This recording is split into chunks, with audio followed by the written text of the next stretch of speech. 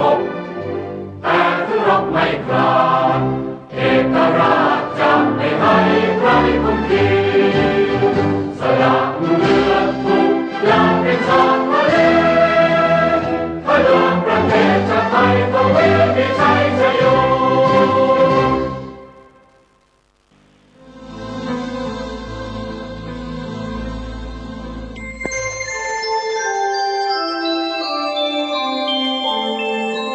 ขณะนี้ท่านกำลังฟังสถานีวิทยุกระจายเสียง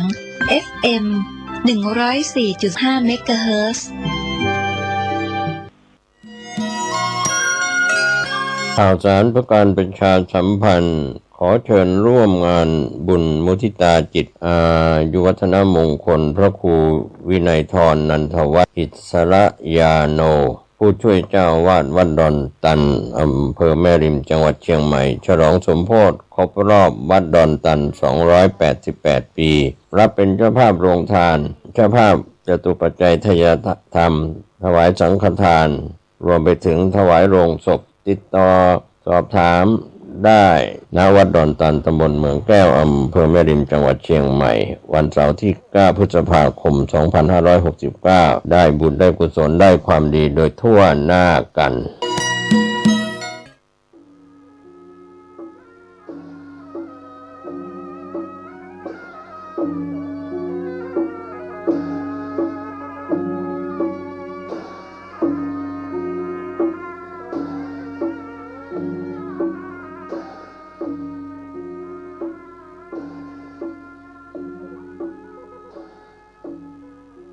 ขอความเจริญในธรรมและความผาสุกทางใจจงได้บังเกิดมีกับท่านสาธุชนคนดีผู้เจริญในศีลในธรรมทุกท่านพร้อมกันนี้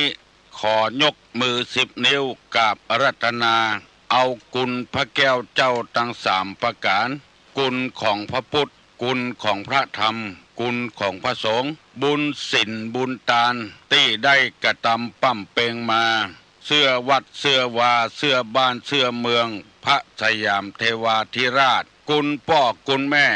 ผู้ให้กำเนิดกุลครูบาอาจารย์ผู้ประสิทธิ์ประสาทวิชาความรู้สิ่งศักดิ์สิทธิ์ทั้งหลายอันมีพระธาตุเจ้าดอยสุเทพและครูบาเจ้าศรีวิจัยเป็นต้นขออาราธนาเชิญชวนมาปกปักรักษาพ่อแม่พี่น้องลูกเต้าหลานเหลนวงศาคณาญาติพ่ออุ้ยแม่อุ้ยพ่อหนานพ่อน้อยคุณตาคุณยายคุณปู่คุณย่าผู้รับฟังรายการทุกคนทุกท่านขออาราธนามาปกปักรักษาพ่อแม่พี่น้องผู้รับฟังรายการทุกคนทุกท่านให้มีความสุขกายสุขใจสุขกายให้ปราศจากโรคภัยไข้เจ็บอันร้ายแรง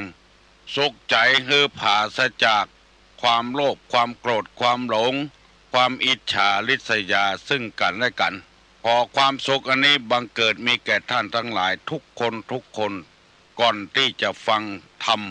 มาเพื่อประชาชนนี้ทุกท่านและพร้อมกันนี้ขอเชิญชวนท่านผู้ฟังทั้งหลายได้ไหว้พระเจ้าพระธรรมพระสงฆ์เพื่อเป็นสิริมงคลกับเนื้อกับตัวกับครอบครัวให้ก่อนว่าพร้อมกันเนอะอะระหังสัมมาสัมพุทโธภควาพุทธังภควันตังอภิวาเทมิกราบสวากขาโตภควตาธัมโมธัมมังนัมมัสสามิกราบสุปฏิปันโนภควโต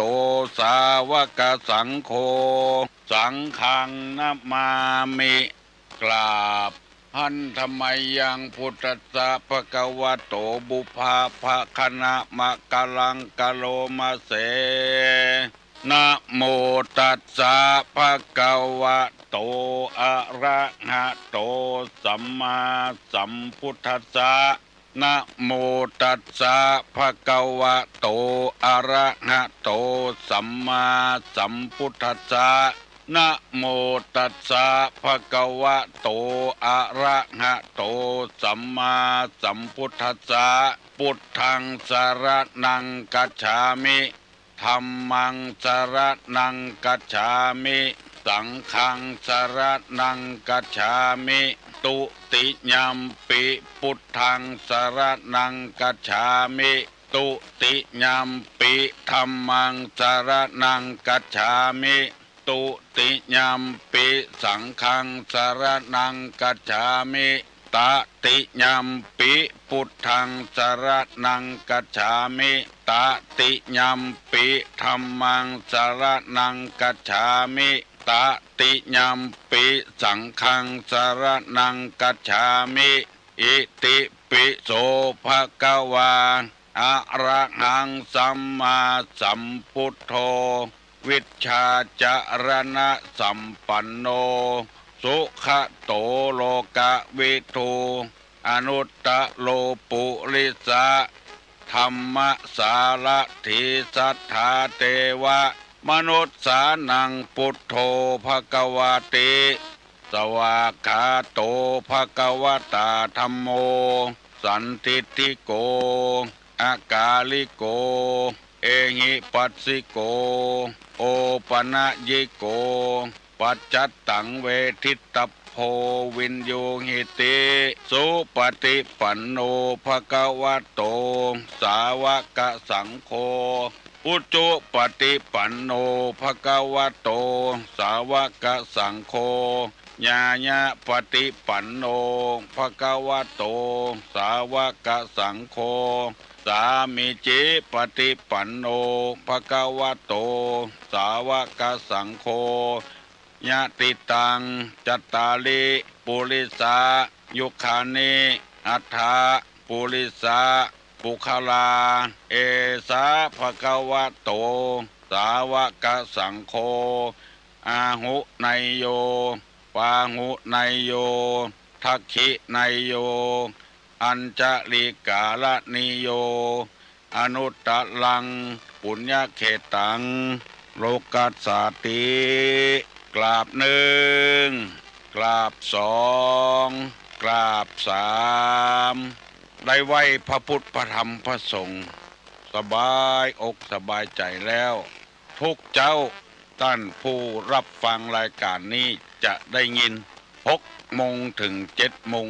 1 ชั่วโมงพอดีได้เอาธรรมะมาประกาศให้ท่านทั้งหลายเป็นกรรมที่สร้างสรรค์ท่านทั้งหลายจะหันว่าบางรายนี้ว่าอย่างเดียวแล้วบ่สร้างสรรค์จึงเป็นเหตุให้เฮาฟังแล้วก็เสียเวลาคนอู้ก็เสียเวลาที่ตุลงนำมาเสนอนี่บ่ได้เสียเวลาเป็นการสร้างสรรค์คนให้เป็นคนดีขึ้นเรียกว่าวิทยุชุมชนให้ชุมชนนี้ได้เข้มแข็งในการฟังธรรมปฏิบัติธรรมเพื่อเจริญรุ่งเรืองขึ้นเป็นพ่อเฮือนดีแม่เฮือนดีเป็นบ่าวดีเป็นสาวดีเป็นทุเจ้าดีเป็นศรัทธาดีกรรมบางกรรม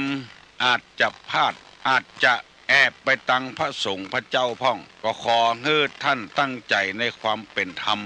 บ่ได้มาโจมตีบ่ได้มาว่าให้กัน แต่ว่าติงกันเมื่อ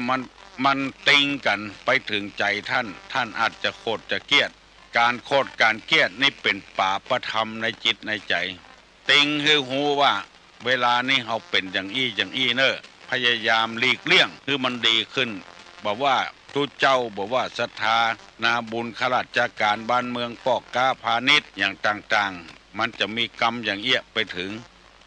อย่าไปคิดเป็นอกุศลตุลุงนี่มีจิตใจเป็นกุศลตลอดเวลา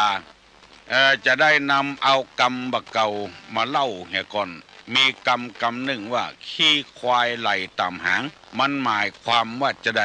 ขี้ควายไหลต่ำหางคำว่าขี้ควายไหลต่ำหางนี่ก็คือขี้ที่มันแหลวขี้ที่มันบะแค้นมันผิดปกติอาจจะไปกินไอ้อย่างที่บ่ถูกบ่ต้องแล้วก็ขี้ลงไปไหลต่ำหางมันบ่ออกคนเดียวมันอันนี้คือหมายความว่าคนที่ได้รับข้อมูลที่บ่ถูกต้องแล้วไปว่าอย่างที่บดีบดักเปิ้นว่าก็ว่าโดยเปิ้น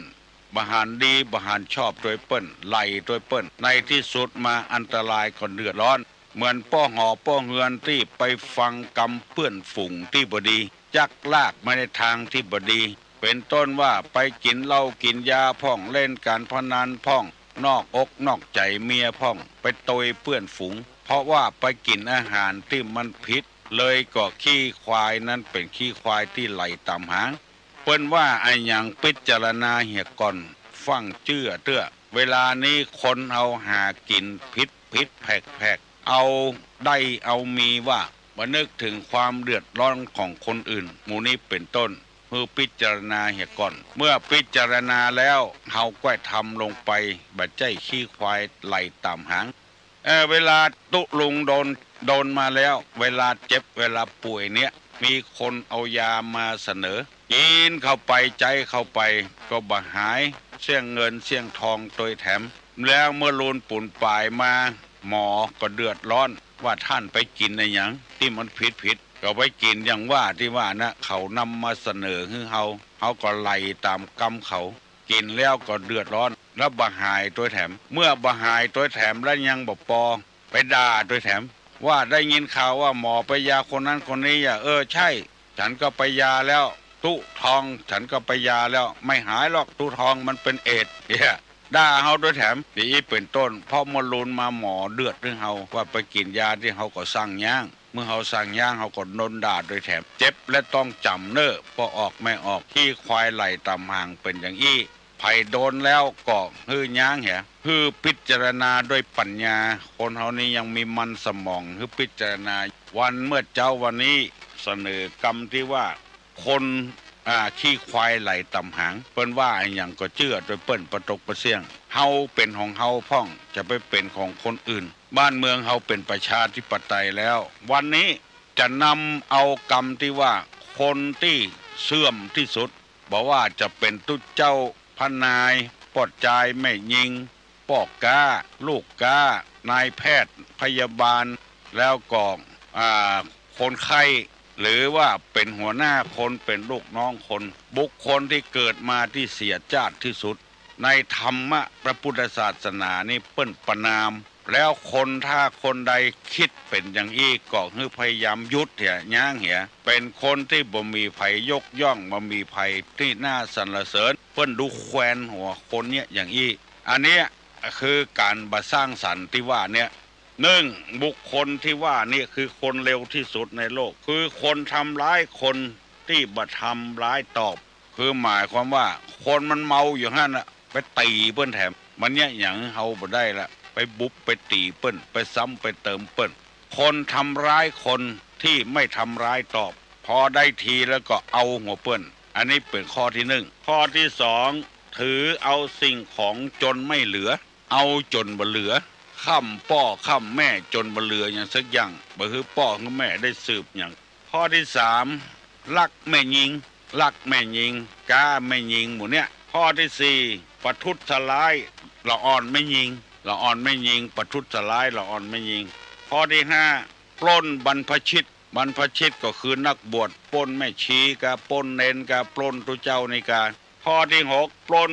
คลังหลวงปล้นคลังหลวงคลังนี่ก็คือธนาคารหลวงของหลวงข้อที่7ทำงานใกล้บ้านทำงานใกล้ถิ่นเกินไปใกล้บ้านเกินไปข้อที่6ไม่ฉลาดในการเก็บอันนี้เปิ้นแต่เป็นว่าลักษณะของมหาโจรที่เสื่อมเร็วแต่ถ้าเราจะว่าไปว่ามานี่เป็นการสนับสนุนที่ลักแต่ว่าเราเอามาประกอบว่าเป็นคนที่บัดหน้านับเป็นคนที่นับถือบ่ได้เชื่อถือบ่ได้เป็นคนที่เลวร้ายที่สุดคนอย่างนี้นี่มีมันสมองบ่ใจมันสมองของตัวสักอย่างมีแค่ปัจจุบันอย่างเดียวบ่มีอนาคตบ่ฮู้จะเดือดร้อนหรือไผอย่างคนเผาป่าเนี่ยมื้อนี้เป็นต้นประโยชน์อันยังบ่ได้สักอย่างได้แก่ความสนุกเพลิดเพลินของตัวเองโดยบ่มีมันสมองบ่ได้เอาไปกึดไปใจว่ามันจะเดือดร้อนกับไผเท่าใดเนี่ยคนเอายาพิษไปใส่น้ำให้ป่าตายเนี่ยตัวน้อยตัวนิดตัวอย่างหมู่เนี่ยเป็นคนที่เบาที่สุดรูปร่างเป็นคนแต่จิตใจบ่ใช่คนแล้วตุลุงจะขอเมตตาเวลาท่านทั้งหลายอธิบายให้ฟังเป็นข้อไปข้อที่1ทำร้ายคนที่ไม่ทำร้ายตอบบุบกาตีกาเห็นฆ่ากรรมหมู่เนี่ย เปิ้นเนี่ยอย่างบ่ได้เปิ้นบ่มีอาวุธอันอย่างสักอย่างและไปทำร้ายเปิ้นบ่มีตั้งต่อสู้ไว้อันเถอะรวมไปถึงคนที่โจมตีคนอื่นที่เปิ้นบ่ตอบเลวร้ายที่สุดนายกจำเป็นได้ออกนายกเพราะนายกบ่ทำร้ายตอบแบ่งหนทางให้กูยังให้ความสะดวกกูยังก็ยังเอาจนได้จนเป็นอยู่คนจำพวกเนี้ยคนใดยังยกย่องสรรเสริญว่าเป็นคนดีอยู่ก็รู้สึกเอาแต่ว่าจะเป็นคนดีกับคนเร็วกันจะควรคบกว่าคนยกย่องให้มันเป็นคนดีต่อไปปกครองบ้านปกครองเมืองกาที่ในหลวงเปิ้นดำรัสว่าคือเอาคนดียกย่องคนดีมาทำการทำงานคือทำลายหมู่ที่เร็วที่สุดและเอากูอย่างแบ่งหนทางคือขอไปลงผู้แทนจะเอาช่องใดก็ได้จะเลือกพรรคใดก็ได้ไปฮันเตอร์มีชื่อฮันเตอร์ก่อนยังบ่ไปเตื้อนอกจากบ่ไปแถมก็ไปฉีกบัตรแถมหมู่เนี้ยเปิ้นบ่สู้แล้วเปิ้นบอกว่าให้ไปเลือกก็ได้ถ้าบ่เลือกก็กาที่ว่าบ่เลือกไผ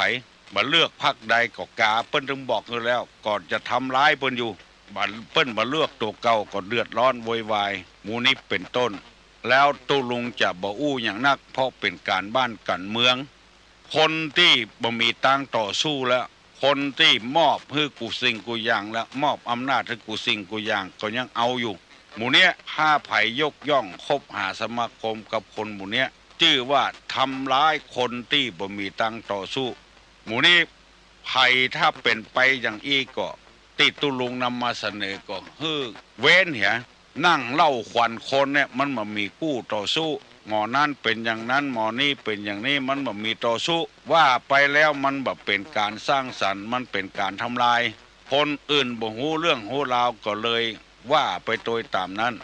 รัฐบาลโกงชาติโกงประเทศโกงบ้านโกงเมืองจะต้องกู้ชาติในหลวงเปิ้นจึงว่าขานคำว่ากู้นี่ก็คือยกขึ้นกู้เนี่ยยกขึ้นอย่าเปิ้นลดความเนี่ยกู้ขึ้นมาอันนี้คำว่ากู้ขึ้นมาปลาตัวใหญ่อยู่ในหนองเอาขึ้นมาได้ก็ช่วยกันกู้ขึ้นยกขึ้นกู้รอบเนี่ยหมายถึงว่ายกไซเนี่ยยกมันขึ้นมามันล่มจมแล้วแต่ประเทศชาติยังบ่ล่มจมเตื้อไปตั้งข้อหาว่ากู้ขึ้นมารัฐบาลโกงบ้านโกงเมืองหาหลักฐานมาได้โกงแบบที่ไม่มีหลักฐานเปิ้นบ่สู้แล้วไปตั้งข้อหาว่าโกงแบบบ่มีหลักฐานหมู่นี้เป็นต้นอันเนี้ยคือบุคคลผู้บัดหน้าเลื่อมใสบัดหน้าศรัทธาบัดหน้าที่จะไปอันนั้นโดยฟังกรรมดำรัสของพระเจ้าแผ่นดินว่าประเทศชาติยังไม่ล่มจมถึงขนาดนั้นจะไปกู้อย่างไรคำว่ากู้เนี่ยคือยกอย่างยกไซเนี่ยเรือมันจมน้ำเปิ้นเอายกขึ้นมาเนี่ยก็อันนั้นยกฐานะประเทศชาติเป็นไปด้วยดีแต่ไปทำให้ล่มจมไปขวางให้เรือล่มน้ำมันแปลงขึ้นมาแล้วบ่มีใครกล้าปากกล้าจ่าแล้วฝากไว้เนอะพี่น้องทั้งหลายตุลุงบ่ได้เกี่ยวข้องกับการบ้านการเมืองยกตัวอย่างให้ฟังภัยที่เป็นอย่างเอี้ยไปทำร้ายคนที่บ่มีทำร้ายตอบบ่ได้เนี่ยบ่มีตั้งต่อสู้อะไรเถอะเอาง่ายๆอย่างนั่งเล่าขวัญคนนะเล่าทุเจ้าเล่าแก่บ้านมันสู้เฮาบ่ได้ละเฮาเป็นฝ่ายบุกฝ่ายเดียวสู้ก็ต้องสู้กันซึ่งหน้าอันนี้เป็นห้องกันว่าเชื่อถือบ่ได้บ่น่านับถือฝากไว้เนอะอันนี้ข้อแรกทำร้ายคนที่ไม่ทำร้ายตอบ2ถือเอาสิ่งของจนไม่เหลือลักของเปิ้นก็จนบ่เหลือสักอย่างพ่อแม่มอบสมบัติให้เอาขายจดจนบ่เหลืออย่างสักอย่างเอาของพ่อของแม่บ่เหลือไว้ให้พ่อให้แม่ได้กินได้ใจสักหน่อยเอาเหี่ยมดเอาเหี่ยเกี้ยงได้เข้ามาบ่เอาไว้เจื้อสักหน่อยกินเหี่ยมดปีหน้ามาเสาะเจื้อใหม่อันเนี้ยเป็นคนที่บ่น่าเคารพนับถือบ่ฝากบ่ฟังไว้ในทางพุทธศาสนาเป็นตู้เจ้าเกาะบ่ฝากอันอย่างไว้ในทางพุทธศาสนาสักอย่างเมื่อเป็นตู้นี้เปิ้นตานเข้าตานของทรัพย์สมบัติอย่างไว้พอถึงเวลาศึกหาลาเพศคนไปหมดอันอย่างเป็นของตัวให้หมดทุกเจ้าที่จะมาสืบมาลุนบ่เหลือสักอย่างต้องหิหาแถมไม่คนเดียวบางสิ่งบางอย่างเปิ้นตานไว้ให้กะวัดกะวาสิกไปละคนไปเหี่ยมดแม้แต่ถ้วยแต่จ้อนก็เอาไป โต๊ะตั้งมานั่งอันใดที่เปิ้นตาลเมื่อเป็นตุถือว่าเป็นของตัวคนไปเหี่ยหมดอันนี้ถือเอาสิ่งของจนไม่เหลือบ่เหลือว่าให้ไผสักอย่างเมื่อมีชีวิตอยู่ควรจะตั้งไอ้อย่างให้เป็นประโยชน์กับลูกศิษย์ลูกหาคนที่จะสืบต่อไปพอตายไปแล้วบ่เหลืออย่างสักอย่างอันนี้ชื่อว่าบ่น่าคบหาสมาคมเกิดมาเสียชาติเสียเจนเป็นพ่อเป็นแม่จะทุกข์ยากลำบากปานใดก็ต้องเหลือนิสัยไว้ให้ลูกให้เต้าเหลือนิสัยใจคอความมั่นความขยันอย่างพ่องไว้ให้ลูกให้เต้าเป็นมรดกอันนี้เกิดมาบ่เสียชาติเขาจะเสาะเงินเสาะทองเสาะที่ให้ที่นาให้ลูกบ่ได้หมดความสามารถแล้วก็ควรจะฝากอันอย่างไว้ให้ลูกให้เต้าสักอย่างอันนี้ตายเอาไปโตยหมดลูกเต้าก็อย่างเดียวกันพ่อแม่แบ่งทรัพย์สมบัติเมื่อมีชีวิตอยู่เอาขายให้หมดพ่อแม่บ่ได้กินได้ใจแล้วตกมรณมาไปหาลูกคนใดก็บ่พ่อบ่กอยแล้วจนเอาไว้ที่บ้านสงเคราะห์คนชราบางคนอกแตกเลยไปบวชเป็นผู้เจ้าในวัดในวาก็มีเจ็บช้ำน้ำใจขนาดนักเคาะคอดเอาไปให้หมดเมียก็จ้างคนเอาของผัวไปให้หมดผัวก็จ้างคนเอาของเมียไปให้หมดเนี่ยบุคคลชนิดเนี้ยเพิ่นว่าเลวที่สุดตุลุงนำมาเสนอเนอะตามว่าไปตามน้ำทำไปตามตัวน้ำเพียงใดดอกบัวเพียงอันเสนอฮื้อปี้ฮื้อน้องทั้งหลายฟังฮื้อเหลือเยื่อใยไว้พ่องฮื้อเหลือไว้เหี่ยพ่องจะเอาของไผ่ก็ฮื้อมันเหลือไว้เป็นเชื้อเป็นชาติเหี่ยพ่องปลูกบะแตงปีนี้เก็บเอาหน่วยที่มันดีๆนะไว้แป่งเชื้อปลูกปีหน้าแถมปลูกมันอลูก็เก็บไว้เป็นเชื้อปลูกมันแก้วก็เก็บไว้เป็นเชื้อยังมีเหลือเยื่อเหลือใยอยู่พ่องบ่ร้อนไปเหี่ยประตกประเสียงแบบรากหญ้านะที่ลุงนำมาเสนอนี่นะเป็นข้อที่สองเอาของไปจนบ่เหลืออย่างสักอย่างบ่ฮื้อไผได้สืบได้ซ่ายอย่างสักอย่างหมดลึงเข้าก็จนพอหมดกล่องพอบ่เหลือไว้สักน้อยกินจกบกเสี่ยงคนโบราณเพิ่นกินข้าวเพิ่นเอาเหลือไว้กล่องน้อยเวลาเจ็บป่วยอย่างมาเนี่ยข้าวจะเป็นยาให้เฮาเอาเหลือไว้กล่องเป็นเจ้าของกล่องไว้ไม่ใช่กินจนหมดแต่ก่อนตุลุงยังหั่นอยู่คนเฒ่าคนแก่ว่าเอาเหลือไว้สักกล่องสักน้อยเนอะเกิดเจ็บท้องมาเมื่อคืนมาเนี่ยแต่ก่อนบ่ใช่มีโรงพยาบาลอย่างบ่เดียวมีหมออย่างบ่เดียวโล่นหาภัยบ่ได้เนี่ยเอาเข้าเนี่ยเอาฟินบุ่มกับเข้าเอาเผาไฟแล้วฝ่าเผาไฟเสร็จแล้วก็เอาแจ้น้ำกินหายเจ็บท้อง คนแต่ก่อนเพิ่นเหลือไว้น้อยน้ำแกงก็เหลือไว้น้อยเหลือไว้น้อยนะอันเนี้ยชื่อว่าเป็นคนดีห่วงอนาคตมาเข้าในเพื่อนเหมือนกันเพื่อนเอาน้ำเจือไว้เหี่ยน้อยน้ำเข้ามานะแล้วลองมาเข้าเถอะเฮาไปกินข้าวบ้านเฮากับกินข้าวในปอยนะบ่เหมือนกันหรอกข้าวปอยในกลิ่นมันแข็งมานะแล้วข้าวที่เฮามาถึงวันเนี่ยเฮาเอาน้ำเจือน้ำเข้ามาไว้มาโดยในกลิ่นมันบ่แข็งหรอกลองพอเถอะอันเนี้ยเป็นธรรมะที่เขาว่าธรรมะคือธรรมชาตินะเนี่ยอย่างก็ต้องเพื่อต้องเหลือกันสักหน่อย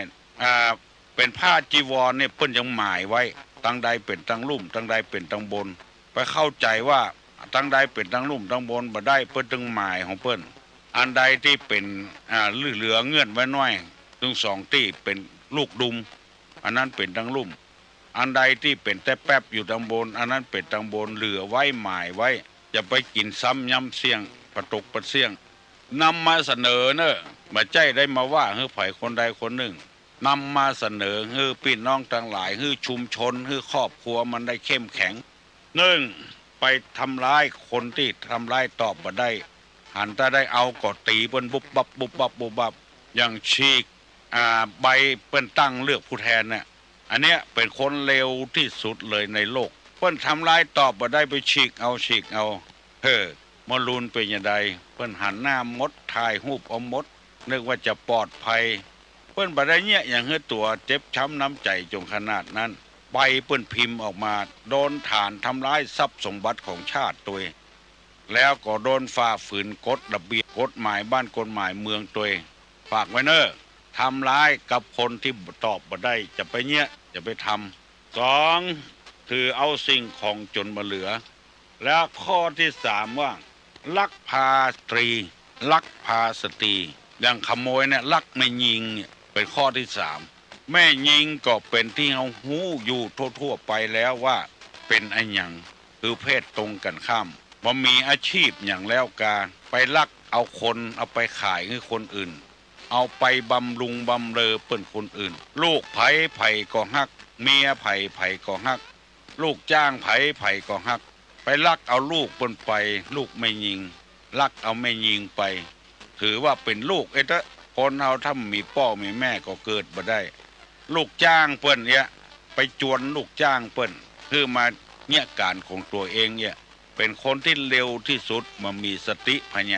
าแล้วจ้างไม่ยิงทำการดีไปปอบไปโยนเปิ้นอยู่กับมันได้เงินเดือนใดได้เงินเดือน 6,000 มาอยู่ด้วยกูเถอะกูจะคือ 8,000 อันนี้ก็เป็นคนเร็วที่สุดมามีสติบ่มีปัญญาอย่างแล้วไปลักเอาไม่ยิงอันละลักลูกจ้างเปิ้นลักลูกของเปิ้นลักเมียของเปิ้นปาเมียเปิ้นหนีแสดงว่าบ่มีสติปัญญาไปเซาะไม่ยิงมาเป็นเมียละเปิ้นเอาของเฮายังโคตรเฮาเอาของเปิ้นแถมเปิ้นจะโคตรปานใดรวมถึงหมู่จ้างเล่นจู้เมียเปิ้นตยนะปันมันมาชอบเฮาลูกสมมุติว่าแก้ตัวน่ะก็เฮาไปเป็นล่อหน้าล่อตาเปิ้นทั้งที่หูอยู่เปิ้นมีผัวของเปิ้นแล้วไปลักเอาเมียเปิ้นหมู่เนี้ยบ่ได้ว่าคือไผนะว่าโดยทั่วไปเนี่ยลองเปิ้นเอาของเฮาพ่องเหรอเซาะว่าหากินเมื่อค่ำเมื่อคืนบอกว่าฝนตกฟ้าร้องบอกว่าซ้อมาฮื้อเลี้ยงลูกเลี้ยงเมียอย่าแล้วเปิ้นเอาของเฮาไปเฮาจะนี่จะใดกึดใจว่าจังใดเนี่ยกรรมโบราณเพิ่นว่าเฮ้อเอาใจเปิ้นมาใส่ใจตัวการลักไม่ยิงนี่ก็ชื่อว่าเป็นคนที่คบหาสมาคมบ่ได้ตุลงไปอ่านเขาใส่ไปปะเขาใส่ไปเฮียนมาหันก็เลยนำมาเสนอคือท่านผู้ฟังทั้งหลายได้ฟังเนี่ยเพื่อนำไปกึดเพื่อนำไปใจแล้วสังคมเฮาจะอยู่อย่างมีความสุขไปเป็นจู้สู่ผัวสู่เมียเปิ้นนี่มันจะอยู่ด้วยกันบ่ได้ถ้ามันมอบเพื่อกันเหียไปทำยัง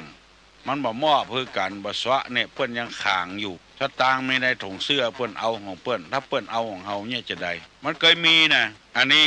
ตุลุงจะอู้หูฟังเรื่องตลกมีตู้ป้อคนตายละเดียว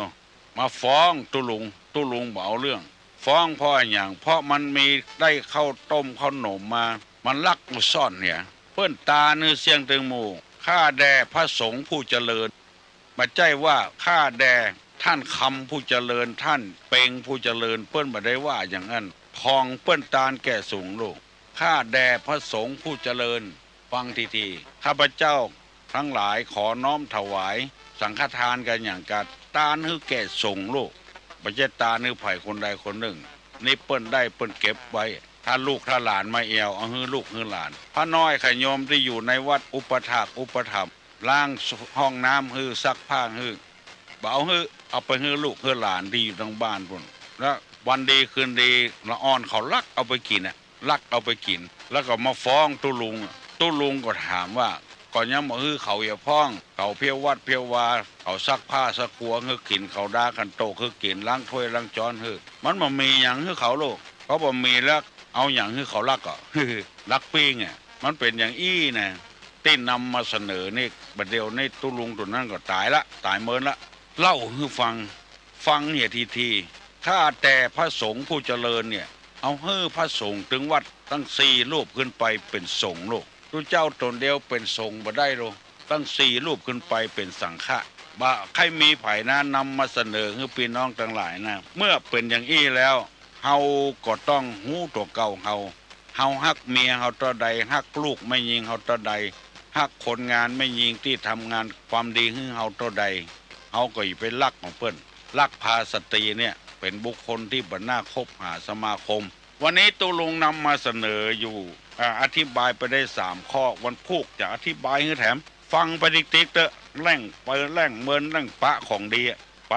ปติ๊กๆของให้ฟังเตอะบัดเดียวนี้ตัวเจ้าทั้งหลายฟื้นตัวแล้วนะง่ายของที่คว่ำไว้เมินละบัดได้ง่ายคือพ่อเต็มที่เต็มตังแล้วพ่อเอาแต่ก่อนมันคว่ำไว้ดับไว้สถานีวิทยุพระพุทธศาสนาเกิดขึ้นมาอย่างดอกเห็ดและชุมชน เพื่อท่านทั้งหลายฟังและนำไปพินิจพิจารณาแล้วเขาจะอยู่กันม่วน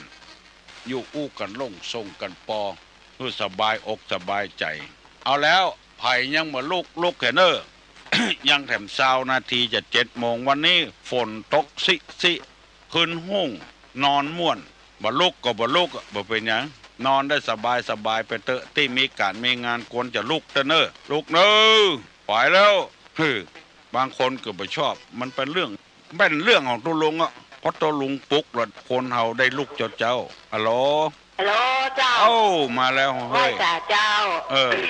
อันนี้อยู่บ้านลีเป็นนะเจ้า โอ้บ้านลี เจ้า อำเภอลีละปูนบุญ เจ้า โอ้ไก่แตะไก่ว่า เจ้า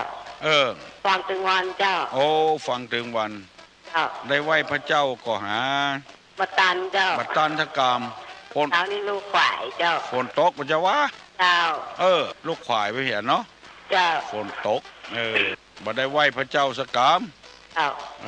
บ้านอย่างหาเมืองลีอ่ะ ท่านไม่ตกเจ้า อันกะ เจ้า โอ้ได้ยินชัดดีเนาะ เจ้า เป็นวันได้ยินเป็นวันบางวันก็ไม่ได้ยินเจ้า บางวันก็บ่ได้ยิน ถ้าไม่ได้ยินก็ปีที่สุด ปิดเห็นเนาะเอาอากาศว่าเนาะ เจ้า ดินฟ้าอากาศ เจ้า โทรมาอู้ตุลุงอะไรกะ เจ้า ยินดีเนอะ เจ้า ฟั ไหว้ ง จ่าเจ้าไหว้ ฟัง จ่า ฟังถึงวันเนอะ เจ้า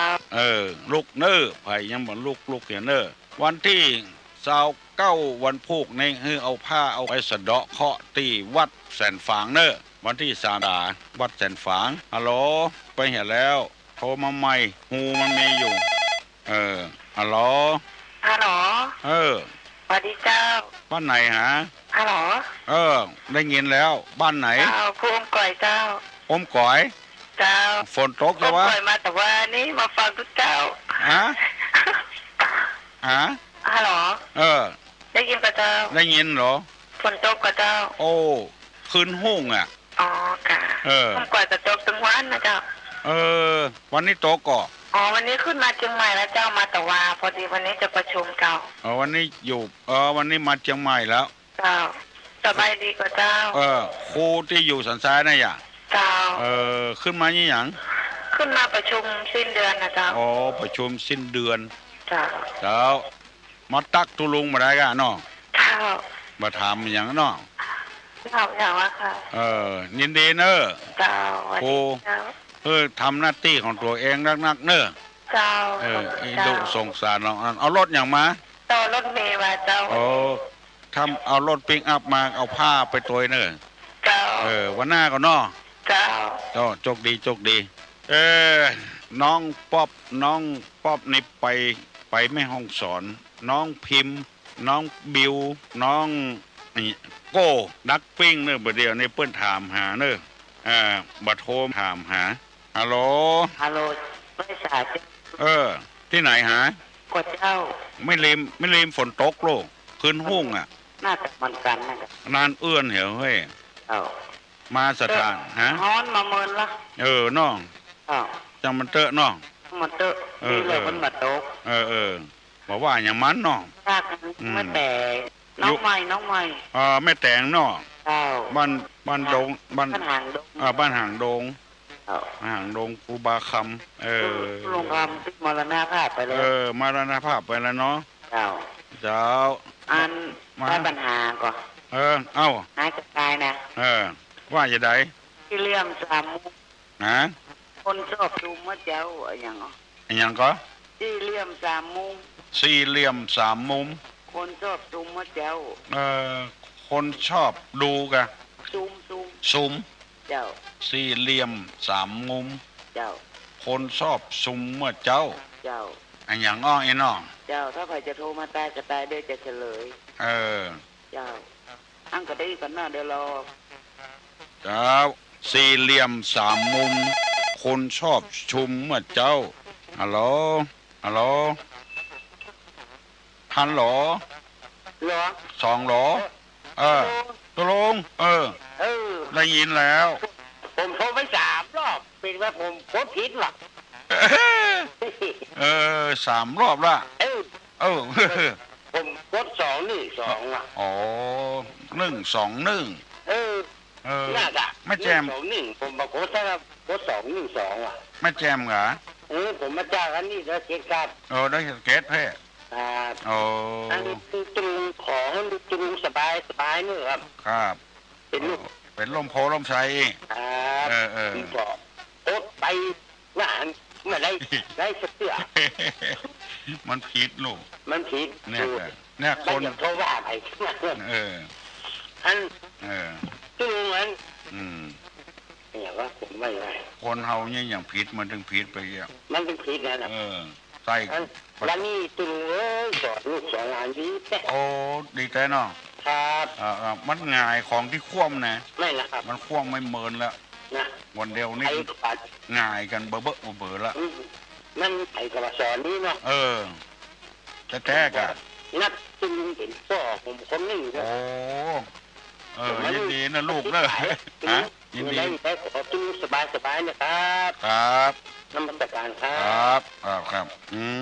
ดีแต่ดีว่าได้ลูกทั้งคนแล้ววันนี้ลูกผมมีแม่ฮัลโหลเจ้าไว้สาเจ้ายินดีเนอะเจ้าอันพระเจ้าให้ถามคุณลุงอ่ะเจ้าถามได้อันอย่างคนตุกนี่เนาะแล้วเปิ้นตายเนาะแล้วเปิ้นมามีเงินซื้อสังฆทานอย่างเงี้ยเจ้าแล้วเจ้าเปิ้นเจ้าอาวาสไปดูเนาะก็เอาแล้วก็ไปโคนไปใส่เอาเนาะถ้าอันใดมันบ่มีก็ซื้อมาใส่เจ้าเอามาใจทำไมเนาะคนเฒ่าทั้งคนบอกว่ามาเดียวของเก่ามาการมาได้บุญเนี่ยเจ้ามันจะดีกว่าเจ้าเอาอย่างอี้ดีกว่าเฮ้ยจะฟังตัวเจ้าก็ฟังคนเฒ่าว่าเถอะถ้าฟังคนเฒ่าก็ฟังไม่เห็นเถอะเอาถึงไปจังว่าตัวลุงก็มีเหมือนกันนะเจ้าเอาเฮือหมดอะถึงภาพปังสกุลจะเกินเอาเฮือเปิ้นหมดคือเฮาทำบุญต่อลูกเปิ้นเอามาถัดตาให้เฮาแล้วเฮาเอาทำบุญต่อลูกบัดเจ้าเฮาไปลักเอาลูกถ้าเฮาไปลักอันนี้ก็บ่ดีอ่ะคนที่ว่านั่นน่ะคือคนบ่ดีนะคนปากบ่ดีตุลุงถึงว่าไปว่าเพิ่นนี่หยังก็มันตุกอยู่หั่นแล้วมันมีหยังตานแล้วอ่ะไปขอเปิ้นเอาตานต่อเนี่ยก็ยังเสื้อมือ2รถมือ2อ่ะกะเขายังขี่กันเบ้อโลเจ้าเอาว่าอย่างนี้เนอะเจ้ารถมือ2เนี่ยราคาก็ถูกด้วยอ่ะแล้วก็ไปเวียงเหมือนกันน่ะเจ้าเอาของเปิ้นมาตาเนี่ยเอาบ่จะลักได้จกเนาะเจ้าเอาเจ้าไว้สาเจ้าเนี้ยกันเปิ้นว่าคำนี้ตอบเปิ้นเนอะเจ้ามันก็ยังรถมือ2นะกะเอกอ่ะเจ้าง่ายมันอย่าตายบ่เป็นบาปเนอะเจ้าถ้าจังหวัดอื่นบ่ได้ก็มาขอวัดตุลุงนี่ละเจ้าเจริญพรเนอะเจ้านี่กะชอบใจแต่มีปัญหาข้องอกข้องใจอย่างมาถามเด้อของพ่อของแม่เฮายังสืบของเปิ้นนี่คนหาเปิ้นทิ้งให้ซึ่งนาไว้ยันเฮาก็เป็นบาปหมดอ่ะกะไม่เป็นบาปจะได้ฮัลโหลเจริญพรกราบนมัสการหลวงพ่อนะเจ้าพระเจ้าอยู่ละปูนนะเจ้าอยู่ละปูนแหละเจ้าบ้านก็ตกนะเจ้าแหละพระเจ้าท่านอาจารย์วัดพระเจ้าเนี่ยเปิ้นสอนนักปฏิบัติธรรมเจ้าดีแต่เปิ้นมาถามหนังสือขึ้นกรรมฐานไว้อีว่าเจ้าพื้นกรรมฐานเจ้าเปิ้นบ่มีแล้วเปิ้นหวานขอคือเขาเจ้าคือเปิ้นน้อยแต่ก่อนนี่เขาเจ้ามาอยู่วัดจำซองนี่นะเจ้าเขาเจ้าบ่มีคือเปิ้นก็ว่าอยู่แล้วย่ำขอเปิ้นมาอีกเขาเจ้าก็บ่ได้ขอเขาเจ้าก็ว่าโอกาสดีอยากว่าขอตุลุงขอส่งมาให้เขาเจ้าตัวนะเจ้ามีก็วัดตุลุงเนี่ยมันเป็นวัดปัจจัยกรรมฐานน่ะเจ้ามันสอนกันธรรมดาเนี่ยมาให้บดีเนี่ยเปิ้นว่าก็ได้การขึ้นขันกรรมฐานเปิ้นไปพระเจ้าบ่มีพระเจ้าของตุลุงพระเจ้าจะโทรไปถามตุลุงก่อนเนาะบ่มีที่ตุลุงก็มีเจ้าเปิ้นขึ้นยังไดเปิ้นถามว่านี่น่ะละปูนบ้านหยังก็บ้านหยังก็ละปูนอ่ะแม่สารบ้านลูกแกเจ้าอยู่ที่นี่บ่ได้เจ้าที่ละปูนไปขอหนทางที่ไปทางบ้านโฮงมังลีน่ะวัดหยังก็ห้วยบงท่านมหานิรันดร์น่ะมัน สอนกรรมฐานพ่อเปิ้นบวชนี่กะเจ้าหน้าที่เปิ้นจะเสาะคนเดียวเปิ้นเนาะเอามาสอนเนาะนะไปจอมตองก็ได้ไม่ตั้งโปตะโปนี่ก็ได้ตะโปทารามเชียงใหม่นี่นะเจ้าวิปัสสนากรรมฐานเจ้าขอบคุณนะเจ้าเจ้ายินดีนักเน้อให้อู้เรื่องนี้ไปแล้วเรื่องตานของเก่าของใหม่วิทยุเก่าเพิ่นก็ขายกันเบ้อเสื้อมือสองเตียวมือสองเกิบมือสองเนี่ยเขาเอามาใจได้หรอมาเป็นยาก่อแก้ให้พอออกแม่งออกเข้าใจเน้อไปปูจามาตานก็ได้บุญอยู่บ้านเมืองบ่เดียวเพิ่นให้ประหยัดฮัลโหลเจ้าไหวสาตุลุงเจ้าไหวสาปลาแก้อยู่เจ้าข้าเจ้าขอถามมันตุลุงน้อยเดียวถามขอสงสัยนะถามให้ก็มาตอบเลยคือว่าจังบัดเฮานะครับอันถ้าเมืองไต่เดินมาย้ำเต่ากันเจ้าแต่วันเต่าข้าเจ้าบาหันแล้วข้าเจ้าก็สงสัยเนาะเจ้าบ้านเฮาเดินเต่ากันว่าเดิน8เอาคำเนาะแล้วก็ว่าเดินขึ้น1ข้ามเดิน6ปีจอแล้วปีเซตอันนี้คำว่าแล้วข้าเจ้าสงสัยว่าเดินมันจะได้ว้ำเต่ากันของเฮานี่มันสืบมาแต่ปรำปราเนาะปีเซตใกล้ใจเป่านี่เมาสีใส่เขาเจ้าสงสัยว่าเดินมันอย่างแบบเดิน6อย่างปืนเดิน6มันเต่าเปินเขาเป็นเดิน8เนาะตุลุงจะขอเวลาเล่าให้ฟังนะถ้าวันเรามันยากเอาไว้วัน6บ่ได้จ้าวันเนี้ยมันยาวตัวใดขอบคุณตุลุงสาตุลุงเจ้าฟังเนอะฟังเนอะฟังจะว่างหูแล้วนะเจ้าว่างหูก็ได้บัดถ้าอู้ตัวตุลุงเนอะที่ตุลุงได้ศึกษาเล่าเรียนมานี่นะคือเกี่ยวกับเดือนบัดเต้ากันนี่เกี่ยวกับที่เมืองละปูนบุญนะที่บ้านปะแกถามมานะปูนหลวงบาลังกะอยู่เชียงใหม่ใครได้นางจามเทวีมาเป็นเมียอู้ซื่อๆเนาะจะเอาจนได้จนเป็นนางจามเทวีก็บอกแค่ได้เนี่ยสงสัยว่าจามเทวีน่าจะเป็นแม่ไม้นะเมื่อบ่ได้ก็จะคบราค่าฟันเอานางจามเทวีก็กลัวมาคนจะมาตายเพราะกามคุณกามราคะก็เลยบอกว่าเอ้าถ้าจะเอาจนได้จนเป็นก็เดือน6เนอะมาเอายกเอา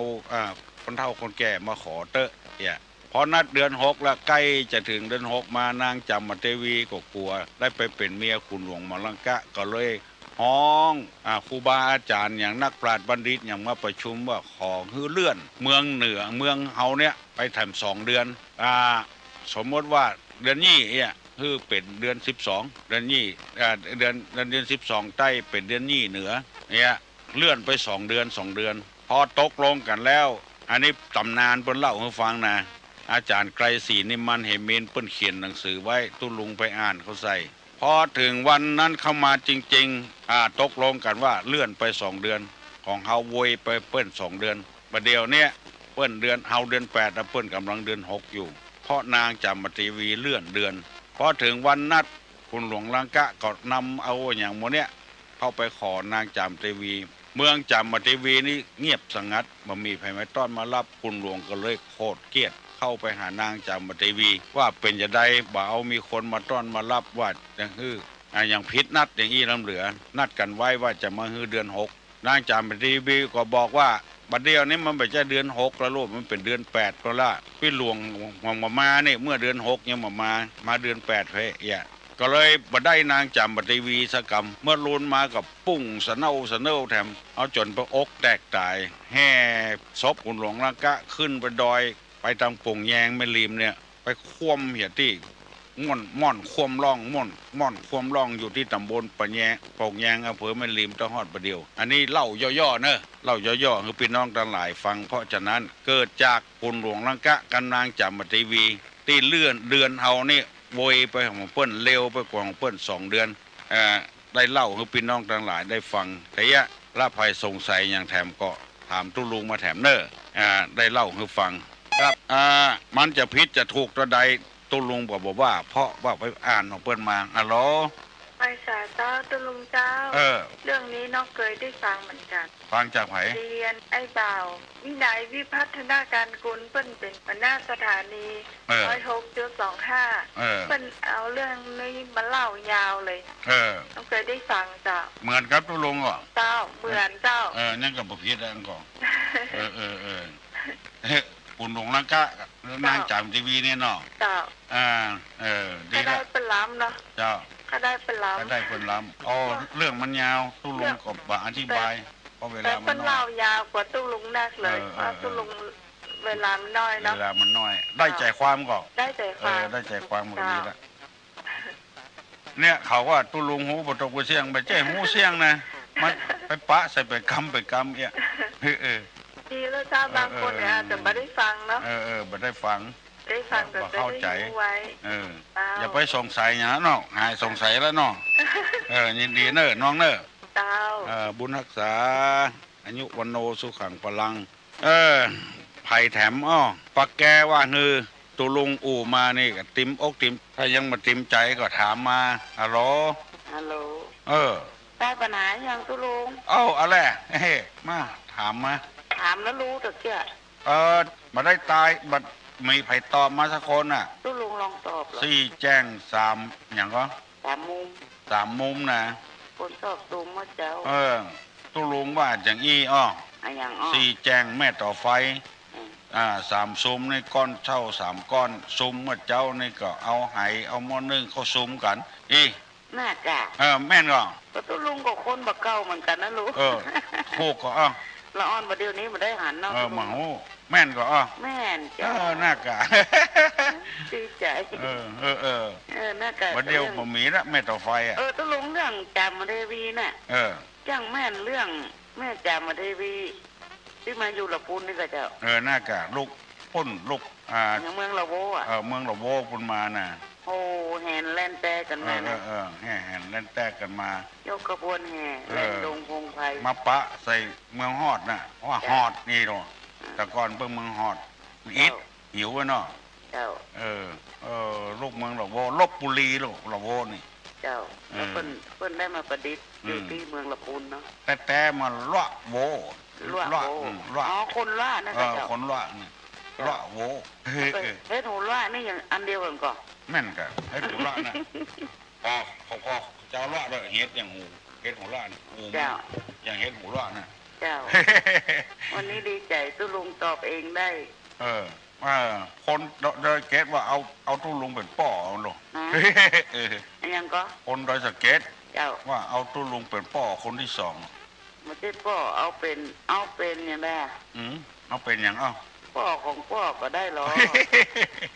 ป่อคนอย่างเนาะเจ้าฮู้คือกำเนิดนั้นเป็นป่อเนาะความรู้ตุลุงคือความรู้เจ้าเป็นป่อเป็นครูบาอาจารย์คนที่2เนาะเจ้าเมื่อคนเมื่อความรู้ตั้งศีลตั้งธรรมตั้งทุกอย่างเลยนั่นคือประวัติศาสตร์ในอย่างไล่พ่องนะหมอกเป็ดนะหมอกเป็ดนะเอาประจมน้ำก็ดีแล้วเนาะมันประจมน้ำบินก็ได้เจ้าเตวก็ได้ลงน้ำก็ได้ได้ตัวอย่างอ่ะแต่มันบินเมินบ่ได้เหมือนนกน่าจะแต่ว่าถ้าอยู่ในน้ำไผ่เงี้ยมันตึงบ่ได้เนาะลงน้ำเมินก็บ่ได้มาเหมือนป่าน่าจะเตวก็ได้บ่บวย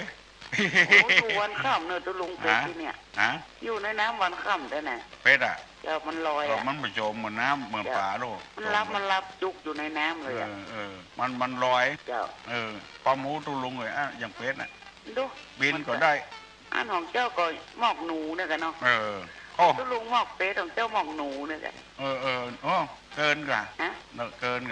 กว่าหนูละเจ้ากล้าสามารถอู้กับผู้เจ้าพนายทำปัญหาเก่ง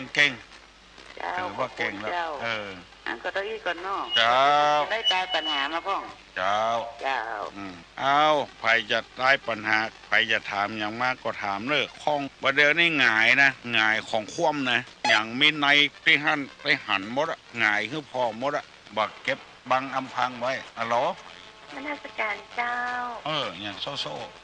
เจ้าไปถามว่าใหญ่ของที่เป็นเอาไปการบัตรในเจ้าที่มาเป็นกับข้าวกับน้ำอย่างนี้เจ้าคือว่ามันเหลือนักแล้วทางวัดเพิ่นก่ออันเอาคือ ศรัทธาชาวบ้านอยู่จานนี่เขาเอาข้าวปุจามาจะเป็นอย่างของเจ้าเขาบ่เป็นอย่างนั้นน้องเนี่ย เจ้าเอามากินเตอะมันเหลือแล้วมาเป็นเพศเป็นดีแล้วโอ้ที่มันเป็นเพศนั่นคือลักเอาของเพิ่นของสงฆ์นะไปลักเอาไปจกเอาบรรนูนในวัดก็บ่เป็นหยังลักก็บ่เป็นหยังมันนักลงไปขอเหี้ยว่ามันของมันนักเนาะอย่างว่าเพิ่นขอว่าน้ำนองนะเจ้าเพิ่นเอาเงินเอาเงินเข้าวัดเนาะของจะเป็นอย่างนะเจ้ามันบูดมันฟ่างเสียดายโลได้เงินใจกับฟืนกับไฟน่ะโรงเรียนเพิ่นยังเบิกเอาเงินกับไฟได้ทุกวันเนี่ยวัดนี่เบิกไผ่บ่ได้สักคนน่ะคนได้บาหารใจวัดนี่ก็นักแก่คนใดว่านะคนน่ะเป็นเพศนะตุลุงถึงว่าซื่อๆเจ้าคล้องใจละเมินนะบ่เป็นพอดีก็ฟังตุลุงถึงผู้เจ้านะเจ้าสบายท่าตัวผู้เจ้าอ๋ออันบ่อยู่ไกลตุลุงก่อนนี่เจ้าอยู่สันกำแพงอ๋อสันกำแพงปุ้นเจ้าขอให้ตุลุงมีสุขภาพดีเจ้าอยู่ไปเมินๆนะเจ้าเจ้าปั่นปอนมาฟังตุ๊จกตัวอะค่ะเจ้าเจ้าตลกดีมันมีเทปหรอเจ้าฟังเถอะเจ้าฟังตัวได้คือความรู้ตัวเมื่อตะวานี่ไปปะเจ้าคุณดอยสุเทพเพิ่นว่าที่วัดที่เมืองเหนือเนี่ยมีพระพูดด้วยหัวเราะได้ยิ้มแย้มแจ่มใสได้มีไหมอยู่อุตรดิตถ์เนาะอยากจะนิมนต์มีกระตุลุงนี่แหละเพิ่นสั่งมานะแต่สบายก็ยังเจ้าคุณบอกว่ามีแล้วก็มาบอกให้ตุลุงว่าจะนิมนต์ตุลุงไปอุตรดิตถ์ตุลุงว่าโอ้บอกให้เพิ่นเนอะตุลุงบอกไปแล้วไอ้น้องอยู่กับลูกกับหลานเชียงใหม่ละปูนนี่ดีกว่ามันไกลอีกไกลแก่แล้วนะเจ้าเอาเกาะอายุนักแล้วลมโพลมใจของชาวเชียงใหม่นี่นะเจ้าถ้าไปไก่มันจะไม่ได้ยินกันนักเนาะหมู่เดียวเจ้าโชคดีพี่น้องสั่งกับแปงเข้าใจเอาเตอะแกงโฮกาเข้าอันอย่างกาบักมันบักเป็นบาปนะเขาบัดได้ลักเอาลูกฮัลโหลมาราการเจ้าด้วยลุงเจ้าม่วนเนาะอันเหรอโอ้ม่วนขนาดจะไปได้อู้ตัวซ่าเกี่ยวได้ไม่เกี่ยวแหลกเนี่ยตัวลุงอันแหละฟังไม่ได้น่ะให้อู้แบบให้อู้ตัวลุงมันไม่ใครจดเบอร์เลยนี่ลูกสาวจดมือกันเลยได้ไปเดียวเนี่ย121058เนี่ยเนาะเจ้าอยู่ไกลก็หาอยู่ดอยสะเก็ดเจ้าดอยสะเก็ดเฮ้สถาบันดวงดีเจ้าวัดดวงดีรู้จักอ่ะวัดดวงดีพูดอันเรื่องว่าที่ท่านที่ว่าของเก่าและของใหม่ที่จานนั่นนะมันเรียกแต่จิตใจของเรานักอะเรียกแต่จิตใจที่เขาจะดีอย่างเขาต้องไปสนใจเนาะก็เพื่อนว่าคือว่าไปว่าอย่างคนทุกมันก็ทุกอยู่แล้วเนาะทุกอยู่แล้วมันหูอยู่แต่ว่าบางว่านี่นะเปิ้นเก็บมาเนี่ยเปิ้นเอามาเก็บมาไม่เป็นอย่างนะท่านแล้วเปิ้นก็เวลาคนจนคนอย่างเปิ้นตายก็ดีเปิ้นก็เก็บไปหอมนะไปหอมเนี่ยเปิ้นเนี่ยคือว่าก็คือได้ลำบากใจคนจนเนาะเจ้าประกอบให้ได้บุญกับโลกนอกทำบุญเพื่อคนจนนี่มันได้บุญนักจ้ะมั่งมีสีสุกมีแผ่วรถหมูกี่กันไปปูจาสั่งมาตาเนี่ยนั้นเอาก็แค่หน้าว่าพวกนอกไอ้ยังก็ซื้อได้รถเป็นการซื้อได้สั่งแกนเดียวซื้อบ่ได้ก็หน้าว่าพ่ออันนี้เป็นตุกอยู่ท่านแล้วมันมีอย่างนั้นมาไปเถอะไปกูวัดกูวาพอถึงฮื้อก็ใครบำรุงกันน้ำกับไฟก็ฮื้อเพิ่นเหี้ยสั่งตุลุงมีปัญหาอย่างห้องในวันเดียวเนี่ยจะมีปัญหาอย่างมาบูของปัญหาตุลุงอ่ะปัญหาไผว่าอันที่อย่างที่ตุลุงจะอู้มั่งนี้ละคะมันมีแล้ว7:00 ป่ายละมีเรื่องมีกะเรื่องมีถามฟังถึงวันเถอะฟังถึงวันเถอะทุกวันโอ้ยินดีเนอะเจ้ายินดีโตยแต่สนใจในธรรมะธรรมโมนี่สนใจแต่ทุลุงฟังตลอดเพราะว่าฟังที่ว่าเจลินแล้วมันกระจบหันทุลุงพอดีอ่ะแล้วเข้าใจก่อนทุลุงเล่าไปเนี่ยเจ้าจะเข้าใจเนาะโอ้เข้าใจกะเก่าอย่าค่ะกำมะเก่ายัดจิตสายเลยนะ อายุ70 ปีละเดี๋ยวนี้เจ้า70อย่างฮะ74เจ้าโอ้เพิ่งบอกเนาะเพิ่งบอกบอกนี่สมองมันดีนะเจ้าโอ้ก็มีเหมือนกันแล้วเที่ยว่าเก่าก็มีเหมือนกันนะนั่นแหละเจ้าสมองดีนะมีเที่ยมีอย่างเนาะตั้งแต่อีกกันเนาะเจ้าโชคดีโอ้หม่นอกหม่นใจแต่เลยวันนี้นะเอาอกเอาใจกันฮัลโหลครับขอบคุณไหวสาตุลุงนะเจ้าป้อนนะเจ้าเดี๋ยวไปจะได้ดินป้อนเห็นหรอบ้านปะแก่เจ้าเอาแล้วนะว่าแต่ตุลุงน่ะที่เราป้อนเข้าใจดีขนาดละเจ้าไหวสาตุลุงเจ้าของก็อยู่ดีมีสุขอายุมั่นขวัญยืนเฮียมากะคืนมีโชคมีลาภกุคนสปีติโยวิวัชชันตุสัพพะโรโควินัสตุมาเตภวะตวนตรายโยสุขีที่คายุโกภวะอภิวาทานาสีริสนิจังพุทธาปจายโนจัตตาโลธรรมาวัฏันติอายุวันโนสุขังพลัง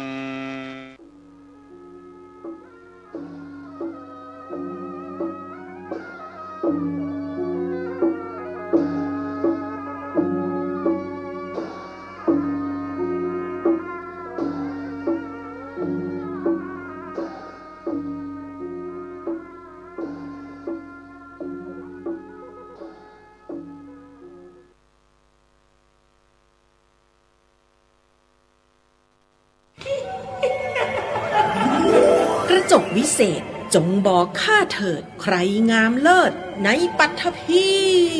ก็พระนางน่ะสิราชินีผู้เลอโฉมดูสิตั้งแต่ท่านพาชาวประชางดเผาป่าและขยะในครัวเรือนชาวไร่ชาวนาก็งดเผาตอสั่งข้าวฟางข้าวหันไปไถกลบทำปุ๋ยหมักแปรรูปเป็นอาหารสัตว์หรือเอาไปอัดเป็นก้อนแทนอากาศก็ดีไม่มีฝุ่น PM 2.5 คอยกวนใจหน้าตาท่านก็สดใสผิวพรรณผุดผ่องเป็นที่สุดพะยะค่ะ ต้องแบบนี้สิเจ้าพูดถูกใจข้ายิ่งนักเพราะทุกการเผานั่นคือการสะสมฝุ่นแต่ถ้าทุกคนร่วมใจกันหยุดเผาเราก็จะมีแต่อากาศบริสุทธิ์ไว้หายใจห่างไกลมะเร็งปอดสุขภาพก็ดีมันคือที่สุดแล้วราชินีจงเป็นอมตะราชินีจงเป็นอมตะข้าขอบูชาท่านพะยะค่ะไปเอาธูปมาแต่ไม่ต้องจุดแล้วนะเดี๋ยวนี้ข้าเปลี่ยนมาใช้ธูปไฟฟ้าแล้วมันจึ้งมากไม่มีฝุ่นเลย wow. คุณภาพอากาศดีด้วยการร่วมมือของทุกภาคส่วนปรารถนาดีจากสำนักงานประชาสัมพันธ์ที่ 3 กรมประชาสัมพันธ์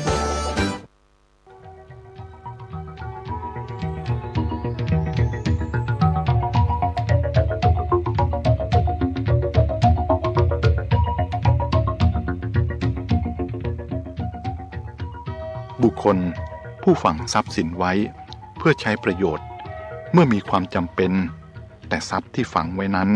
ไม่อาจให้สำเร็จประโยชน์ได้เสมอไปคือทรัพย์นั้นอาจจะเคลื่อนจากที่เดิมเสียบ้างผู้ฝังลืมที่เสียบ้างอมนุษย์นำไปเสียบ้างทายาทอันไม่เป็นที่รักลอบขุดไปเสียบ้างยิ่งกว่านั้นเมื่อใดหมดบุญเมื่อนั้นทรัพย์ทั้งหลายก็พินาศไปแต่ผู้ใดหญิงหรือชายก็ตามฝังทรัพย์คือคุณธรรมเช่นทานศีลความสำรวมใจและการฝึกกายวาจาไว้ในตนผู้นั้นชื่อว่าฝังทรัพย์ไว้ดีแล้วอันหนึ่งทรัพย์ใดอันบุคคลฝังไว้แล้วในวัตถุที่ควรบูชาในพระสงฆ์หรือในบุคคลในการต้อนรับแขกในมารดาบิดาหรือในพี่น้องทรัพย์นั้นชื่อว่าฝังไว้ดีแล้วอันใครๆจะเอาชนะไม่ได้ติดตามไปได้ทุกแห่งเมื่อละโลกนี้ไปแล้วบุคคลย่อมถือเอาบุญนั้นแหละติดตัวไป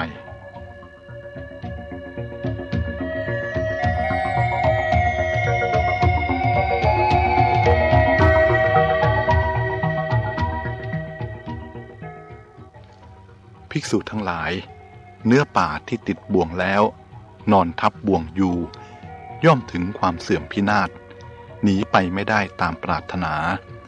ถูกพรานเนื้อกระทำเอาได้ตามต้องการฉันใด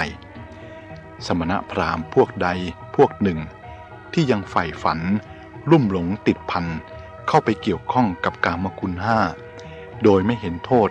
ไม่มีปัญญาเครื่องสลัดตนออกสมณพราหมณ์พวกนั้นย่อมถึงความเสื่อมความพินาศถูกมารใจบาปกระทำเอาได้ตามต้องการฉันนั้นส่วนสมณพราหมณ์พวกใดพวกหนึ่งไม่ฝันใฝ่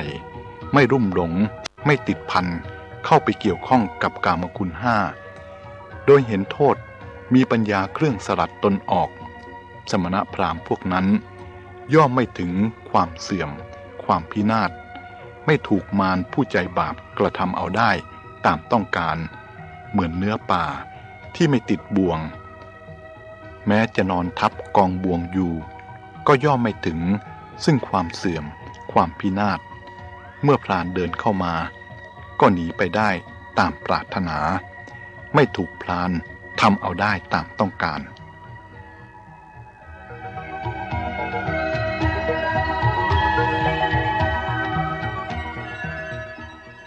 พระพุทธองค์ตรัสว่าสัตว์โลกผูกพันอยู่ในความหลงตกอยู่ในความมืดมีน้อยคนที่จะเห็นแจ้งตามเป็นจริงเพราะฉะนั้นจึงมีน้อยที่จะได้ไปสวรรค์เหมือนนกที่ติดข่ายของนายพรานแล้วน้อยตัวนักที่จะพ้นไปได้โลกียะมหาชนนั่นเองตกอยู่ในความมืดเป็นผู้บอด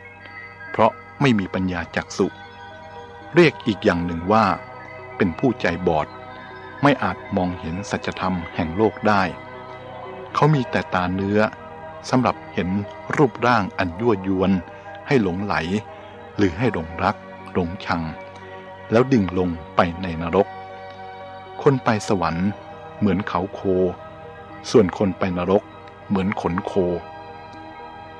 คนทุกคนเกิดมาแล้วต้องตายไม่มีใครพ้นไปได้ความตายของปุถุชนมีคติไม่แน่นอนบางชาติก็ตกนรกบางชาติก็ไปสวรรค์บางชาติเกิดในกำเนิดของดิเรกชันบางชาติก็เป็นเปรตเป็นอสุรกายสุดแล้วแต่กรรมหน้าหวาดเสียวน่ากลัวความทุกข์ในกำเนิดของดิเรกชัน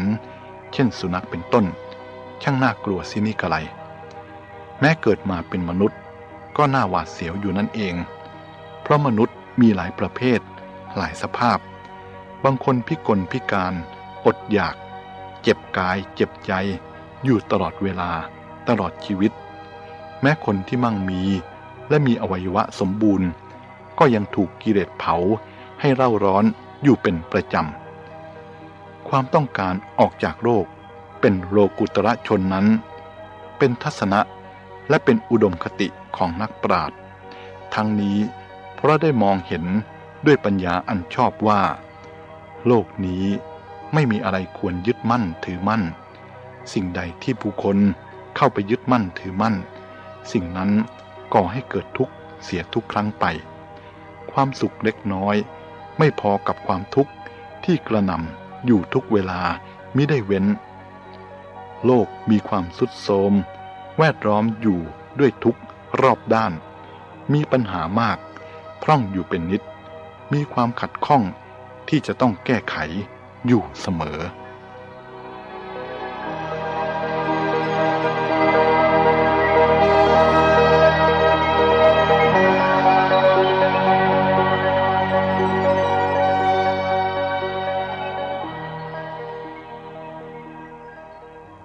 ข้าวเปลือกทรัพย์เงินทองหรือของอันบุคคลหวงแหนอย่างใดอย่างหนึ่งรวมทั้งทาสกรรมกรคนใช้และผู้อาศัยอื่นๆทั้งหมดนี้บุคคลนำไปไม่ได้ต้องทอดทิ้งไว้ทั้งหมดแต่สิ่งที่บุคคลทำด้วยกายวาจาหรือด้วยใจนั่นแหละที่จะเป็นของเขาเป็นสิ่งที่เขาต้องนำติดตัวไป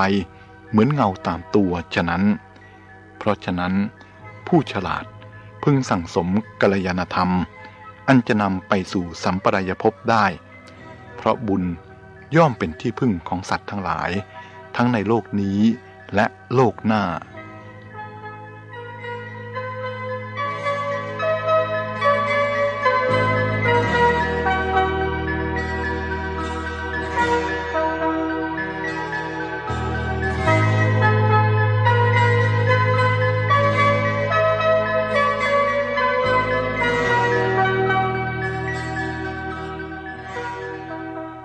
ที่พึ่งอันประเสริฐของกุลบุตรในศาสนานี้ก็คือศีลซึ่งใครๆไม่อาจกล่าวพรรณนาอานิสงส์ให้หมดสิ้นได้แม่น้ำใหญ่ๆมีแม่น้ำคงคาเป็นต้นไม่อาจชำระมลทินของสัตว์ในโลกนี้ได้แต่บุคคลสามารถชำระมลทินได้ด้วยน้ำคือศีลอะไรเล่าสามารถระงับความเร่าร้อนภายในของสัตว์โลกนี้ลมหรือฝนหรือจันทร์แดงหรือแสงจันทร์อันยองใหญ่หรือเปล่าเลยสิ่งเหล่านี้ไม่สามารถให้ความสงบเย็นได้ศีลต่างหากเล่าสามารถช่วยให้บุคคลมีความสงบเยือกเย็นกลิ่นอะไรเล่าจะหอมเสมอด้วยกลิ่นแห่งศีลซึ่งสามารถ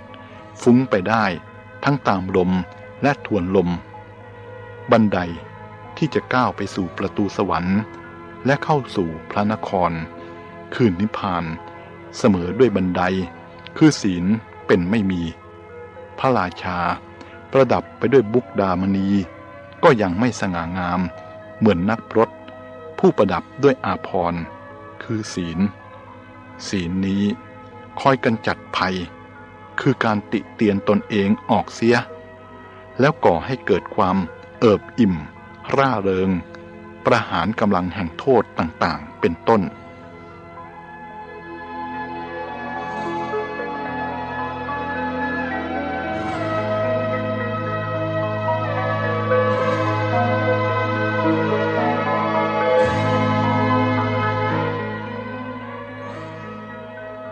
ในโลกนี้ก็คล้ายโรงพยาบาลโรงใหญ่คนทุกคนเป็นคนป่วยไปด้วยโรคทุกข์ถ้าทุกข์ได้บำบัดก็รู้สึกสบายขึ้นคนเราก็เข้าใจว่าตนมีความสุข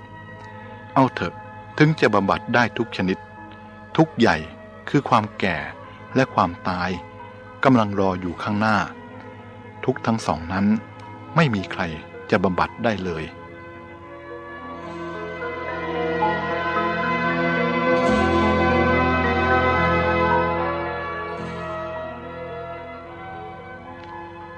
ถ้าเราเอาจิตใจไปใส่ไว้ในสิ่งใดเมื่อสิ่งนั้นสูญเสียไปใจเราก็จะสูญเสียไปด้วยถ้าเราไม่เอาใจไปใส่ไว้ไม่ยึดไว้ถือไว้เราก็จะไม่เสียใจเลยความโศกย่อมเกิดจากความรักความกลัว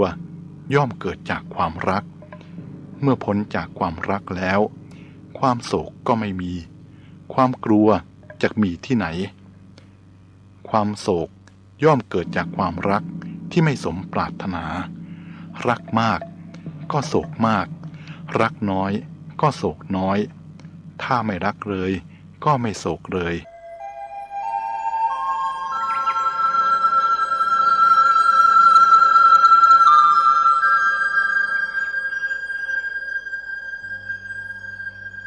ความหลงคือความไม่รู้จริงแล้วเข้าใจผิดเหตุที่ไม่รู้ความจริงเพราะมีจิตมืดมัวเหมือนมีอะไรบางอย่างแทรกซ้อนอยู่ในดวงจิตดุจน้ำที่เต็มไปด้วยฝุ่นผงย่อมไม่แจ่มใสหรือดุจคนที่ผงเข้าตาทำให้รู้สึกขัดเคืองในตา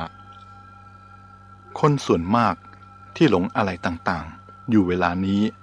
เพราะดวงตาคือจิตใจของเขาเต็มไปด้วยผงทำให้ใจขุ่นมัวมองอะไรไม่เห็นถนัดจึงเข้าใจผิดไปเมื่อเข้าใจผิดก็ทำผิดพูดผิดไปด้วยผลที่เกิดก็คือทุกข์เมื่อเข้าใจผิดแล้วยังไม่รู้ว่าตัวผิดไม่คิดจะพิสูจน์ตามจริงแล้วก็เดินไปตามทางที่ผิดเรื่อยไปผงที่ทำให้จิตใจขุ่นมัวคืออะไรท่านควรจะทราบ ลักษณะของจิตใจเสียก่อนจิตใจของคนเราในเวลาปกติจะมีลักษณะแจ่มใสเยือกเย็นสงบจะคิดอะไรก็ทะลุปรุโปร่งเป็นความคิดที่ดีถ้าพูดอะไรออกมาในขณะนั้นก็เป็นคำพูดที่ดีการทำงานอะไรก็เป็นงานที่ดีเมื่อคิดดีพูดดีทำดีผลดีก็ย่อมเกิดขึ้นความอยากได้ความกระหายจะเข้าแทรกจิตใจทำให้จิตใจกระวนกระวายคล้ายเสือหิวที่ติดอยู่ในกรงบางเวลาความขุ่นเคืองโกรธแค้นจะเข้ามาแทรกจิตใจทำให้จิตใจเจ็บแสบประดุจถูกแทงด้วยเหล็กแหลมบางเวลาความโศกเศร้าจะครองใจทำให้จิตใจหดหู่เงื่องหงอยบางเวลาความกำหนัดยินดีจะเข้าครองใจทำให้จิตใจฮึกเหิมแต่มืดมัวดุจช้างตกมันที่ตาบอดความอยากความโกรธความริษยาความกำหนัดความโศกเป็นต้นเหล่านี้คือผงของจิตใจทำให้จิตใจขุ่นมัวมองเห็นอะไรไม่ถนัดดุจคนที่ผงเข้าตา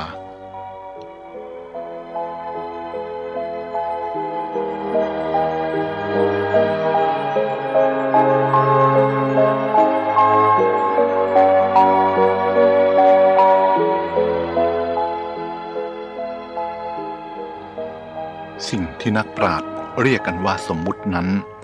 มีอิทธิพลเหนือชีวิตจิตใจของคนทั่วไปยิ่งนักนักปราชญ์เห็นว่ายิ่งกระเทาะเปลือกออกได้มากเท่าใดก็ยิ่งเป็นมนุษย์สมบูรณ์ขึ้นเท่านั้นแต่คนทั่วไปมิได้เห็นอย่างนั้นเลยสัตว์ผู้มีอัธยาศัยซามย่อมเข้ากันได้สนทนากันได้กับสัตว์ผู้มีอัธยาศัยซามผู้มีอัธยาศัยปานกลางย่อมเข้ากันได้สนทนากันได้กับผู้ที่มีอัธยาศัยปานกลางผู้มีอัธยาศัยอันประณีตย่อมเข้ากันได้สนทนากันได้กับผู้มีอัธยาศัยประณีตหัวใจที่ถูกรัดดึงด้วยเชือกคือความรักนั้นมีอาการเหมือนเด็กหิวเขาต้องการและร่ำร้องให้ได้มาซึ่งอาหารที่พอจะบำบัดความหิวได้โดยไม่คำนึงถึงความมีหรือไม่มีหรือเหตุผลใดๆทั้งสิ้นความโกรธเป็นมลทินอย่างยิ่งของหญิงงามมันทำลายให้ความงามปราศนาการไปความโกรธเป็นเสมือนเงาอันทะมึนของก้อนเมฆ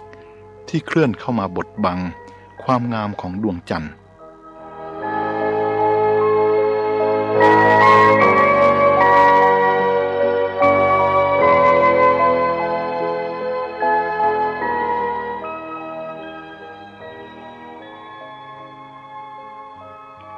มนุษย์เราสมัยนี้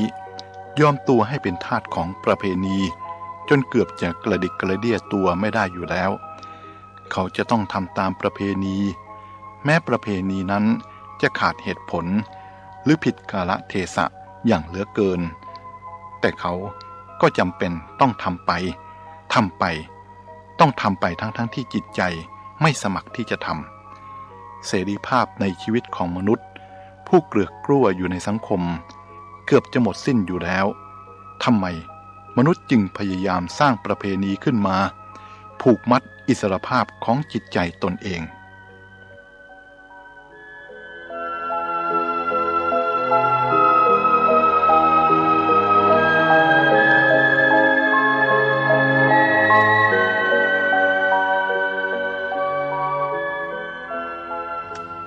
ในชีวิตของคนสามัญทั่วไป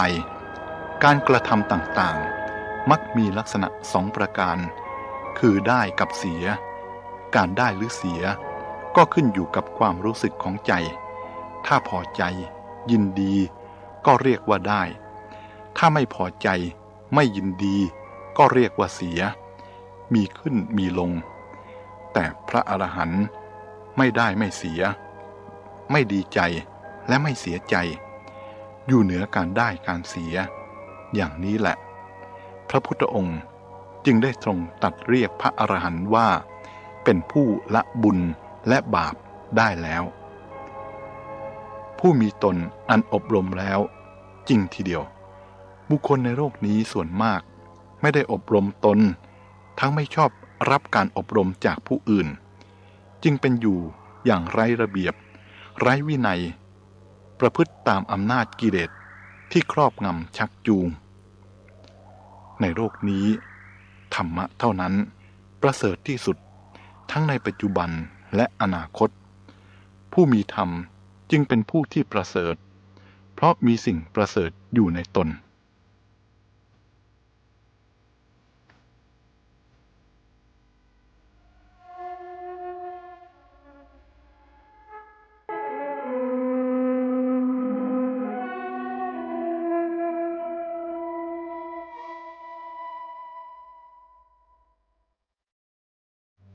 ดูเถิด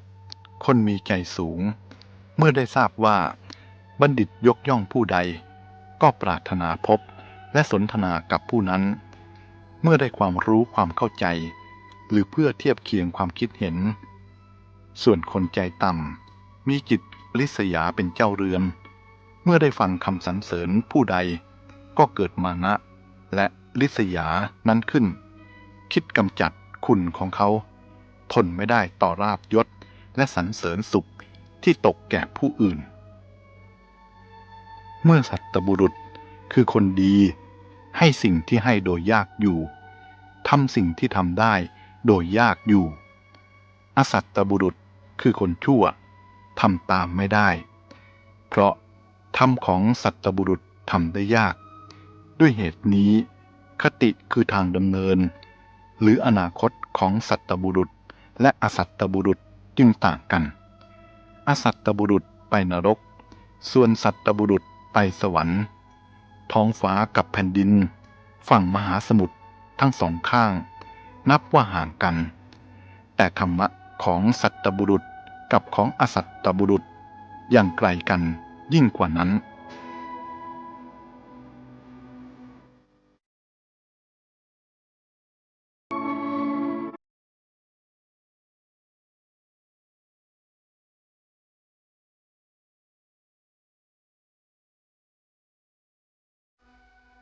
การกระทำของผู้ไม่มีกิเลสนั้นบางทีก็มีอาการคล้ายกับมีกิเลสผู้มีภูมิจิตระดับเดียวกันหรือเหนือกว่าเท่านั้นจึงจะรู้ได้ทำนองเดียวกันการกระทำของคนมีกิเลสบางคราวก็มีอาการเสมือนไม่มีกิเลสแต่ความจริงมีกิเลสเรื่องเหล่านี้เป็นเรื่องที่รู้ได้ยากดูเถิดดูเศรษฐีผู้มีทรัพย์แต่กลายเป็นคนยากจนแม้ขนมเบื้องก็ไม่อาจกินได้เพราะความตณีบีบคั้นครอบงำหัวใจคนตณีแม้จะมีทรัพย์มากก็เหมือนกับคนยากจนเหมือนน้ำทะเลแม้มีมากก็อาศัยบริโภคไม่ได้มันเค็มส่วนทรัพย์ของคนดีแม้มีน้อยก็ปล่อยได้พึ่งเหมือนบ่อที่ได้พออาศัยอาบดื่มให้เป็นสุขได้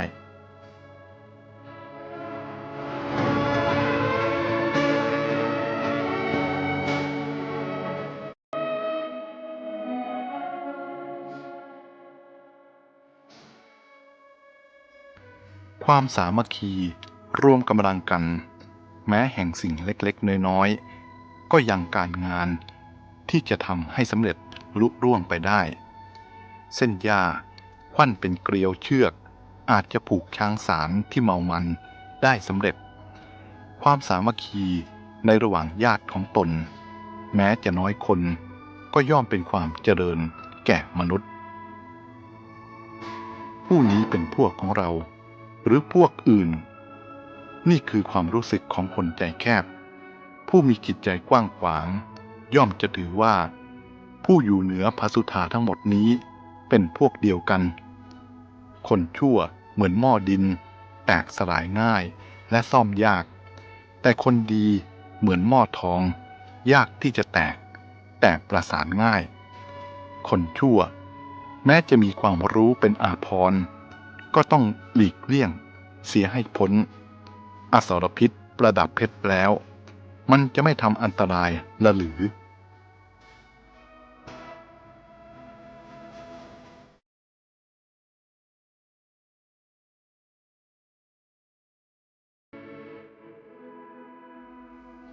ความจริง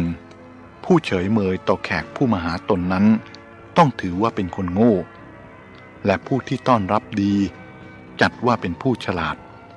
เพราะอาคันตุกะผู้มาพักอาศัยเพียงชั่วคราวคืน1 หรือ 2 คืนหรือเกินกว่านั้นก็ไม่มากนักแต่สิ่งที่เจ้าของถิ่นกระทำไม่ว่าจะเป็นด้านดีหรือด้านเสียเขาจะต้องจดจำไปจนตลอดชีวิตและจารึกไว้ให้ลูกหลานพงพันธุ์อีกด้วย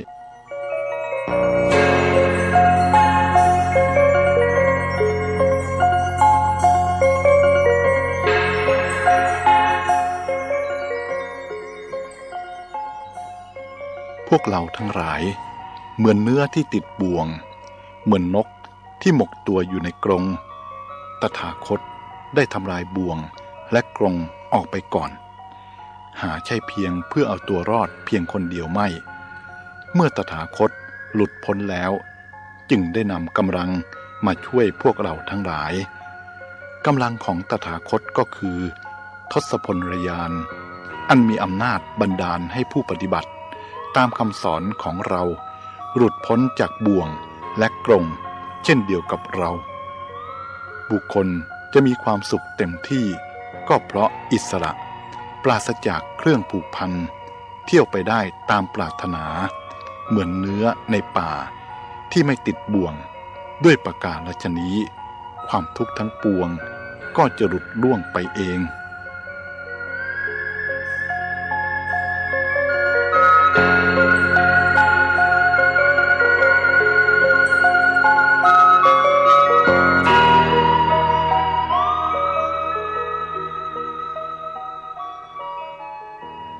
กระจกเขามีไว้สำหรับมองดูตำหนิที่หน้าฉันใดบุคคลพึงใช้สติปัญญาพิจารณาดูกายกรรมวจีกรรมและมโนกรรมของตนฉันนั้นกรรมใดเป็นไปเพื่อการเบียดเบียนตนและผู้อื่นหรือเบียดเบียนทั้งตนและผู้อื่นให้เดือดร้อนพึงเว้นกรรมนั้นเสียเพราะกรรมนั้นย่อมให้กำไรคือทุกข์ให้ผลเป็นความทุกข์ส่วนกรรมใดตรงกันข้ามพึงทำกรรมนั้นอันมีความสุขเป็นกำไร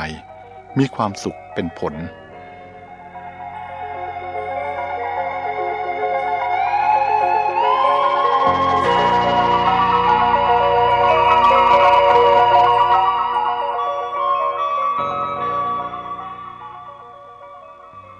บุคคล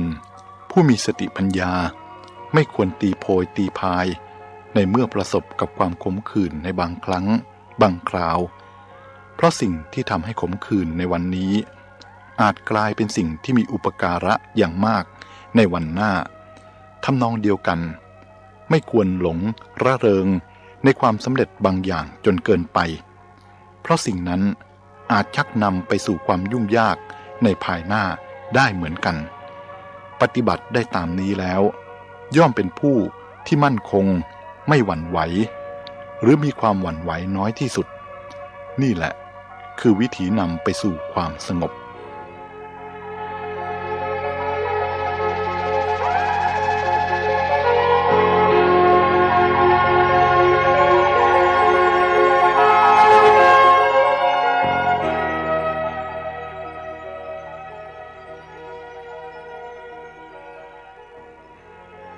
วันคืนล่วงไปมิได้ล่วงไปเปล่าย่อมทำให้อายุผิวพรรณและกำลังสิ้นไปขอพระองค์ทรงทราบเถิดว่าเมื่อผ้าในหูกที่ช่างหูกทอไปได้เท่าไหร่ส่วนที่จะต้องทอก็น้อยลงเท่านั้นฉันใดชีวิตของสัตว์ทั้งหลายที่เหลืออยู่ก็น้อยลงฉันนั้น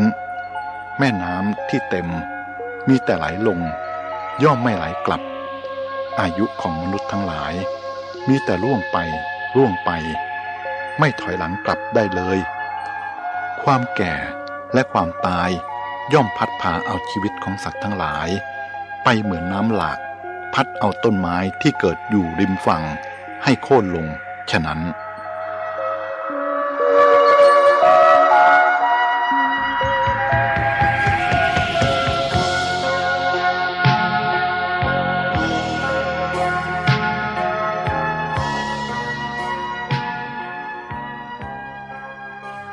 ผู้เห็นการไกลจึงควรหมั่นประกอบแต่กรรมดีไม่ดูหมิ่นกรรมดีแม้เพียงเล็กน้อยหรือเห็นว่าเล็กน้อยแล้วละเสียอาหารที่บริสุทธิ์แม้น้อยก็ทำให้บุคคลยังชีพได้ชั่วระยะหนึ่งยาพิษแม้น้อย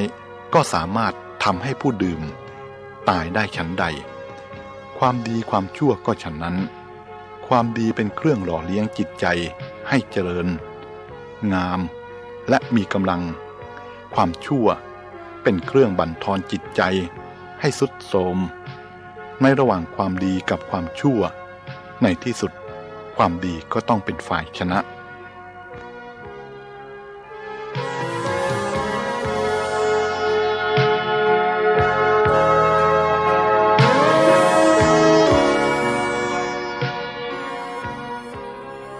ศัตรูหมายเลขหนึ่งในชีวิตของมนุษย์ก็คือกิเลสส่วนมิตรหมายเลขหนึ่งก็คือธรรมะมนุษย์ส่วนใหญ่เร่าร้อนดิ้นรนอยู่ในกลองเพลิงคือกิเลสคลุกเคล้าอยู่ด้วยของโสโครกคือกิเลสเนื่องมาจากไม่ได้เห็นโทษของมันจึงมิอาจจะถอนตนขึ้นจากลมเลนอันโสโครกคือกิเลสนั้นได้เวียนทำกรรมซ้ำซากอยู่นั่นเองน่าเบื่อหน่ายส่วนธรรมะเป็นมิตรอันประเสริฐเป็นสิ่งดับร้อนชำระความโศกโครกแห่งจิตใจนำความสุขอันปราณีตมาให้เป็นแสงสว่างเกินเปรียบสงครามในชีวิตของมนุษย์เป็นการต่อสู้ระหว่างกิเลสกับธรรมะถ้าธรรมะประสบชัยชนะอันยั่งยืนในชีวิตของท่านผู้ใดท่านผู้นั้นน่าเคารพยกย่องเป็นที่สุดพระพุทธเจ้าทรงเรียกบุคคลชนิดนี้ว่ายอดนักรบในสงคราม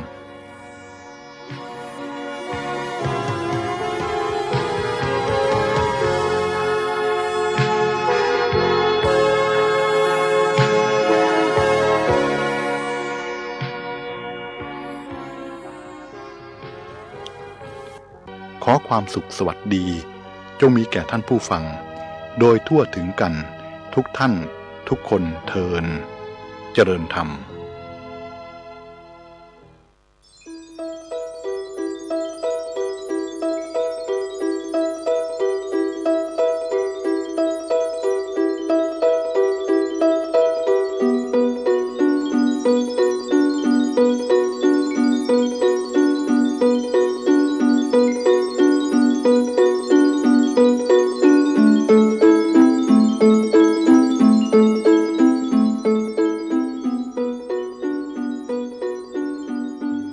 เสียงธรรมเสียงเทศสร้างสุขสีธรรมะสนอกว่าดนตรีเพราะพริ้งนำจิตจากอเวจีมืดจัดท่านเอ่ยสุขสว่างสลายทุกทิ้งสนอแท้เสียงธรรม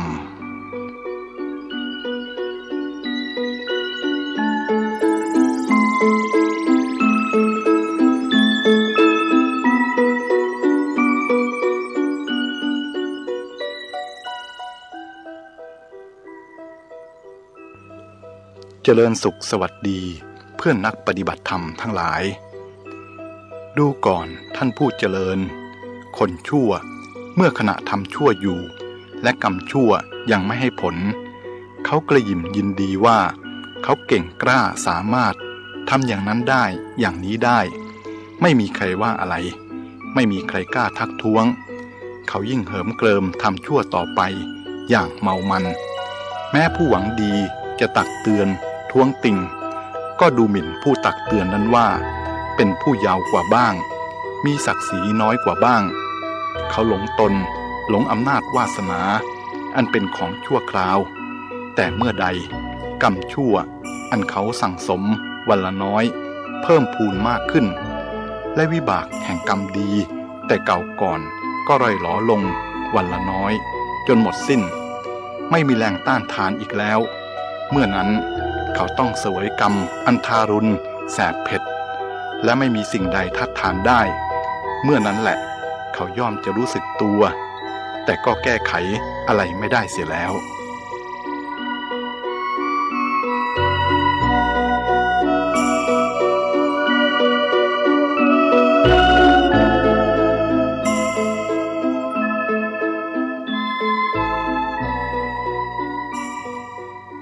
กรรมชั่วที่บุคคลทำแล้วยังไม่ให้ผลเหมือนน้ำนมที่รีดใหม่ในขณะนั้นยังไม่ทันแปรไปภิกษุทั้งหลายบาปกรรม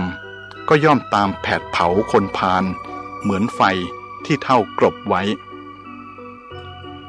ดูก่อนท่านผู้เป็นเผ่าพันธุ์แห่งกรรมบุคคลบางคนเมื่อทำกรรมชั่วลงไปแล้วกรรมนั้นยังไม่ให้ผลก็สำคัญผิดว่าผลแห่งกรรมดีกรรมชั่วไม่มีจึงชะล่าใจทำอีกและทำไปเรื่อยๆเหมือนเด็กน้อยเหยียบถ่านไฟที่เท่ากรบไว้เข้าใจว่าไฟไม่ร้อนแต่พอเท่าที่กรบไว้นั้นออกไปสิ้นไฟย่อมไหม้เขาให้เร่าร้อนฉันใดบุคคลผู้มีกรรมชั่วก็ฉันเดียวกันเมื่อกรรมชั่วยังไม่ให้ผลเพราะผลแห่งกรรมดีบางอย่างคุ้มครองอยู่เขาย่อมประมาทเพลิดเพลินในการทำชั่วนั้น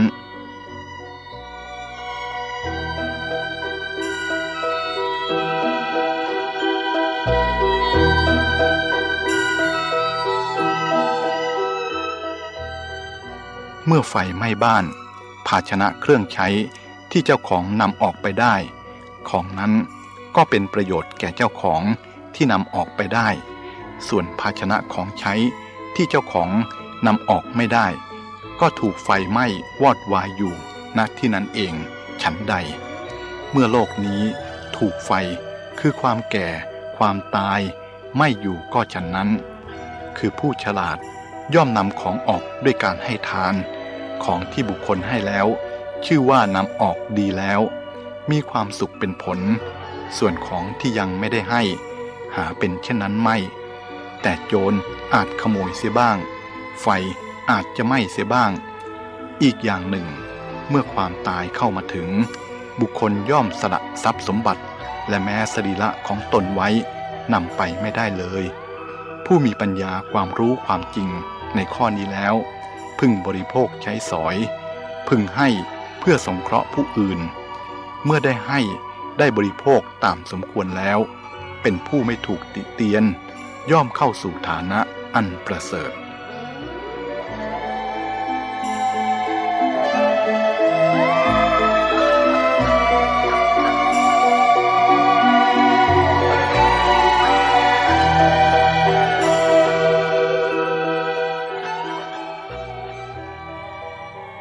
พระพุทธองค์ตรัสว่าความตนีลาภเป็นความโง่เขลาเหมือนชาวนาผู้ไม่ฉลาดไม่ยอมหว่านพันธุ์ข้าวลงในนาเขาเก็บพันธุ์ข้าวปลูกไว้จนเน่าและเสียไม่สามารถจะปลูกได้อีกข้าวเปลือกที่หว่านลงแล้ว1 เมล็ดย่อมได้ผล1 รวงฉันใดทานที่บุคคลทำแล้วก็ฉันนั้นย่อมมีผลมากมีผลไพศาลการรวบรวมทรัพย์ไว้โดยไม่ได้ใช้สอยให้เป็นประโยชน์ทรัพย์นั้นจะมีคุณค่าแก่ตนอย่างไรเหมือนผู้มีเครื่องประดับอันวิจิตรการตาแต่หาได้ประดับไม่เครื่องประดับนั้นจะมีประโยชน์อะไรรังแต่จะก่อความหนักใจในการเก็บรักษา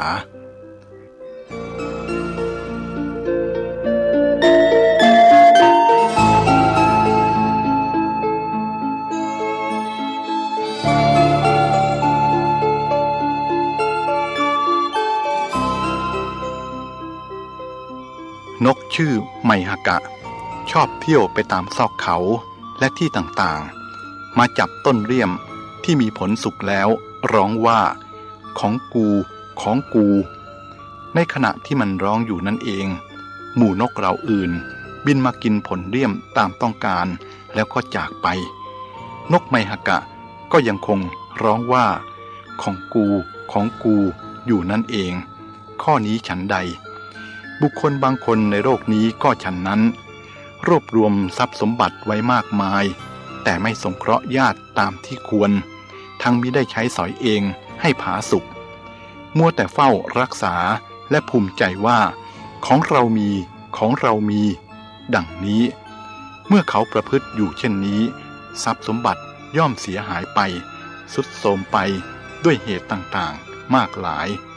เขาก็คงคร่ำครวญอยู่อย่างเดิมนั่นเองและต้องเสียใจ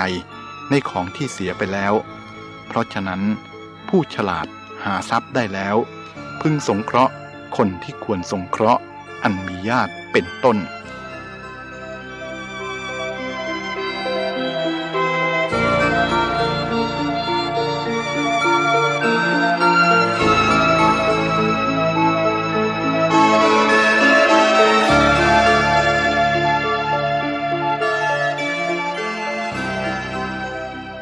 ดูก่อนท่านทั้งหลายทรัพย์ของคนไม่ดีนั้นไม่สู้อำนวยประโยชน์แก่ใครเหมือนสระโบกธรณีอันตั้งอยู่ในที่ที่ไม่มีมนุษย์แม้จะใสสะอาดจืดสนิทเย็นดีมีท่าลงสะดวกน่ารื่นรมแต่มหาชนก็หาได้ดื่มอาบหรือใช้สอยตามต้องการไม่น้ำนั้นมีอยู่อย่างไร้ประโยชน์ทรัพย์ของคนตรณีก็ฉันนั้นไม่อำนวยประโยชน์สุขแก่ใครๆเลยรวมทั้งตัวเองด้วยส่วนคนดีเมื่อมีทรัพย์แล้วย่อมบำรุงมารดาบิดาบุตรภรรยาบ่าวไพร่ให้เป็นสุขบำรุงสมณพราหมณาจารย์ให้เป็นสุขเปรียบเหมือนสระโบกธรณีอันอยู่ไม่ไกลหมู่บ้านหรือนิคมมีท่าลงเรียบร้อยสะอาดเยือกเย็นน่ารื่นรมมหาชนย่อมได้อาศัยนำไปอาบดื่มและใช้สอยตามต้องการโภชนะของคนดีย่อมเป็นดังนี้หาหมดไปโดยเปล่าประโยชน์ไม่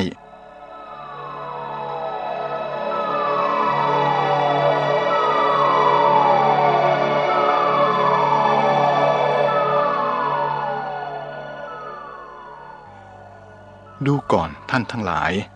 นักกายกรรมผู้มีกำลังมากหรือนักมวยปล้ำซึ่งมีพลังมหาศาลนั้นก่อนที่จะได้กำลังมาเขาก็ต้องออกกำลังไปก่อนการเสียสละนั้นก็คือการได้มาซึ่งผลอันเลิศในบั้นปลายผู้ไม่ยอมเสียสละอะไรย่อมไม่ได้อะไรเลยจงดูเถิดมนุษย์ทั้งหลายย่อมรดน้ำต้นไม้ที่โคนแต่ไม้นั้นย่อมได้ผลที่ปลายท่านทั้งหลายจงพิจารณาดูความจริงตามธรรมชาติอีกอย่างหนึ่งเถิดคือแม่น้ำสายใดเป็นแม่น้ำตายไม่ไหลถ่ายเทไปสู่ที่อื่นหยุดนิ่งขังอยู่ที่เดียว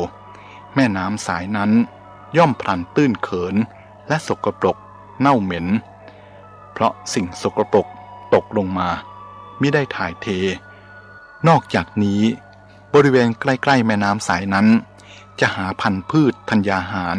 ที่สวยสดก็หายากแต่แม่น้ำสายใดไหลเอื่อยลงสู่ทะเล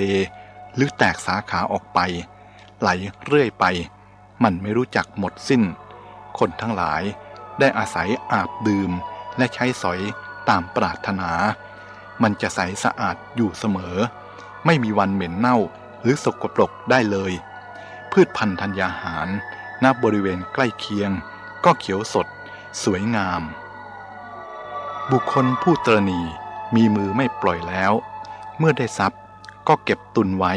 ไม่ถ่ายเทให้ผู้อื่นบ้างก็เหมือนกับแม่น้ำตายไม่มีประโยชน์อะไรแก่ใครส่วนผู้ไม่ตรณีเป็นเหมือนแม่น้ำที่ไหลเอื่อยอยู่เสมอกระแสไม่ขาด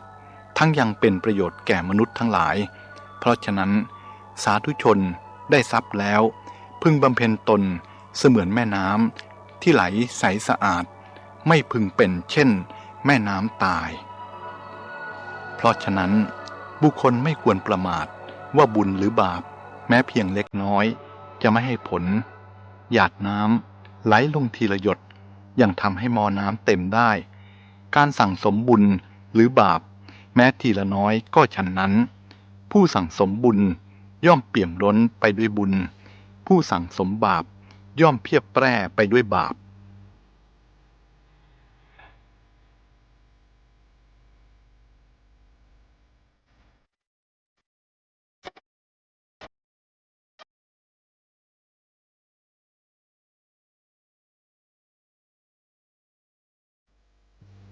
อนิจจา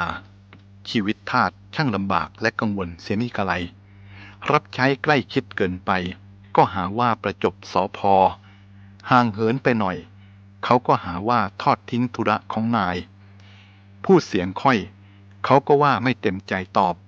พูดเสียงดังไปหน่อยเขาก็ว่ากระโชกโฮกฮากใครเล่าจะสามารถรับใช้นายได้อย่างสมบูรณ์ชีวิตทาสเป็นชีวิตที่ลำเค็ญเหนื่อยยากทั้งที่เป็นอย่างนี้คนทาสส่วนมากก็เป็นคนซื่อสัตย์เสียสละและกตัญญูเสรีชนด้วยซ้ำไปส่วนมากคอยแต่ตลบตะแลงเอารัดเอาเปรียบและคดโกงมีตัวอย่างที่หาได้ง่ายสำหรับทาสซึ่งซื่อสัตย์กตัญญูและเสียสละต่อนายของตนแต่สำหรับนายแล้วหาได้ยากเหลือเกินที่จะเพียงแต่เสียสละเพื่อทาสเท่านั้นอย่าพูดถึงความซื่อตรงเลยนายส่วนมากมักจะใช้ทาสไม่เป็นเวลาใช้วาจาหวานล้อมให้ทาสหวังอย่างลมๆแรงๆเหนียวบำเหน็จทำความผิดน้อยก็เป็นความผิดมากส่วนความดีความชอบนั้นมิค่อยจะได้พูดถึง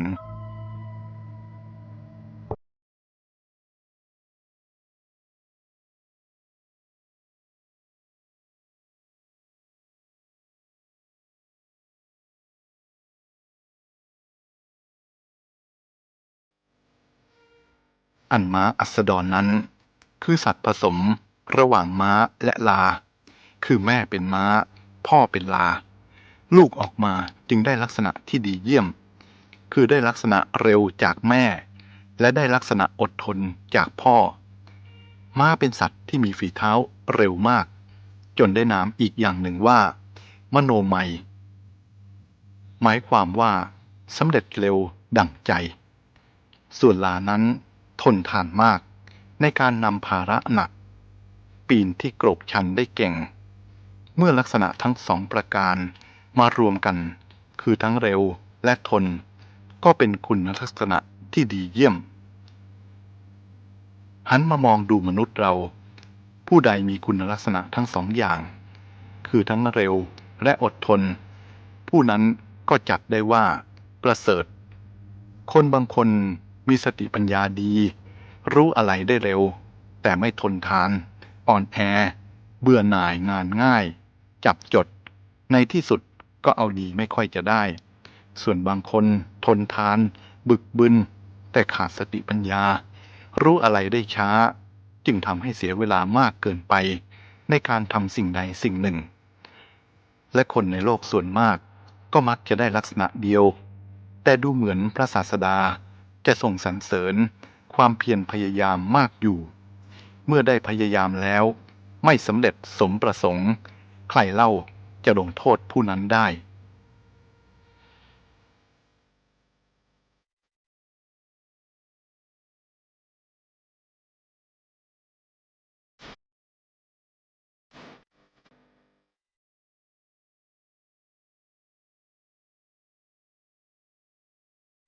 กล่าวถึงสัตว์อาชาไนยหมายถึงสัตว์ที่ได้รับการฝึกฝนแล้วให้ควรแก่การงานประเภทนั้นๆโดยนัยนี้สัตว์ทุกประเภทสามารถเป็นอาชาไนยถ้าได้รับการฝึกให้เหมาะแก่การใช้งานแต่บรรดาอาชาไนยด้วยกัน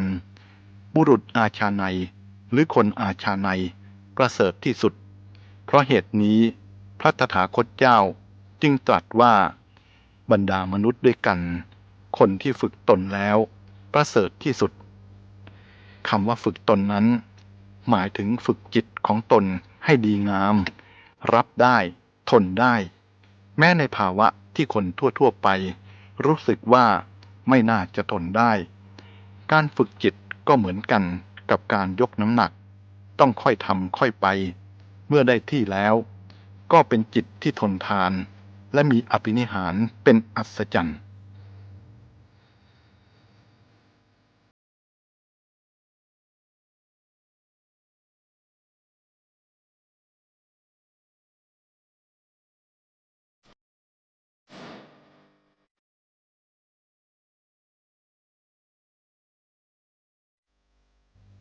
ดูก่อนสุทัตตะผู้ตื่นอยู่มิได้หลับย่อมรู้สึกว่าราตรีหนึ่งยาวนาน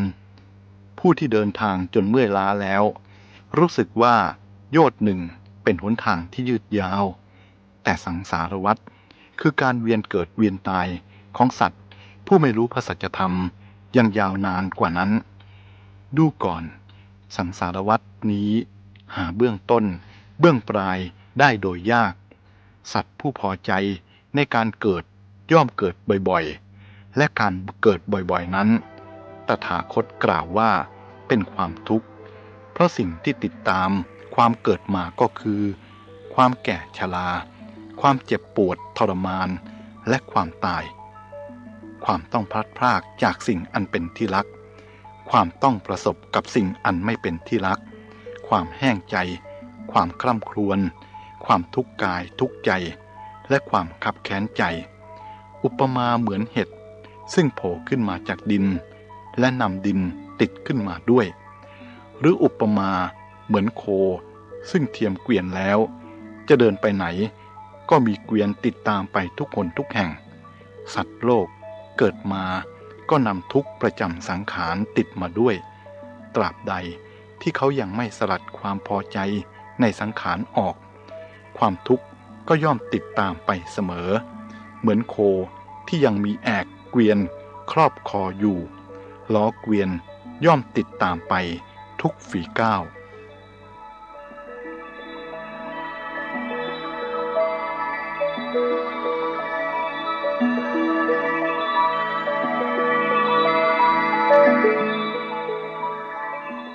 บัณฑิตเมื่อประสบลาภผลมีความเจริญรุ่งเรืองย่อมสงเคราะห์คนอื่นด้วยธรรมวิธีคือทางอันถูกต้อง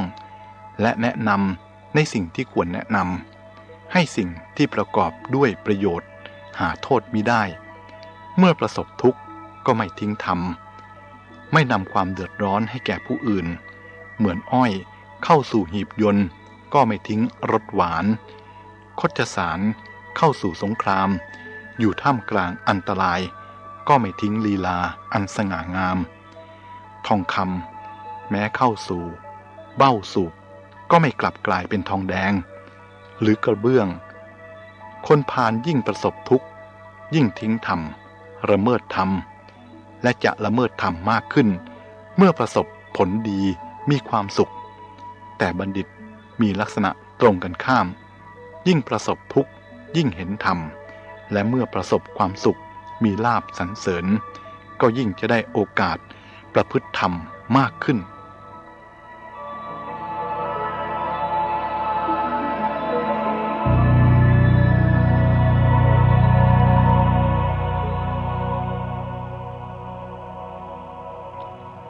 สัตว์ทั้งหลาย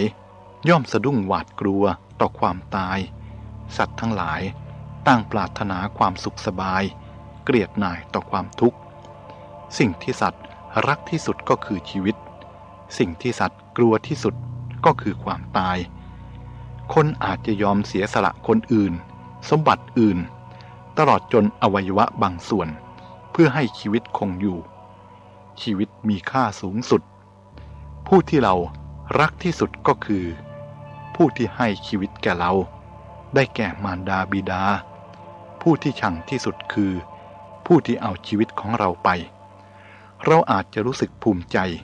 เมื่อได้ให้สิ่งใดสิ่งหนึ่งแก่ผู้อื่นแต่เราจะได้ภูมิใจที่สุดเมื่อได้ให้ชีวิตแก่ผู้อื่นทรัพย์ภายนอกเราเกิดมาเราไม่ได้เอามาด้วย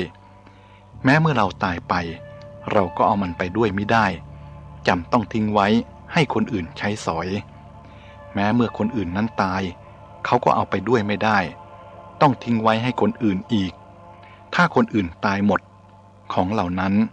ก็ทิ้งไว้ในโลกนี้เพราะมันเป็นสมบัติของโลกเราเกิดมาเราก็ยืมโลกใช้ชั่วคราวเมื่อเราไม่จำเป็นจะใช้ก็ส่งคืนแก่โลกเท่านั้นเองฉะนั้นจะมามัวห่วงใยอะไรกับของคนอื่น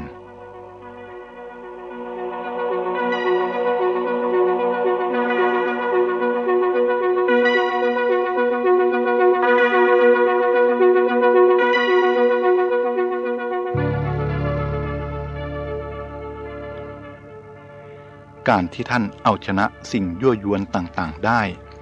ไม่ตกอยู่ในอำนาจของสิ่งยั่วยวนต่างๆอันยั่วให้กำหนัดขัดเคืองรุ่มหลงและมัวเมานั่นเรียกว่าท่านเป็นผู้ชนะตนเองการชนะตนเองนี้เป็นสิ่งที่ชนะได้ยากชนะคนอื่นง่ายกว่าคนที่ชนะตัวเองจึงมีน้อยแต่ใคร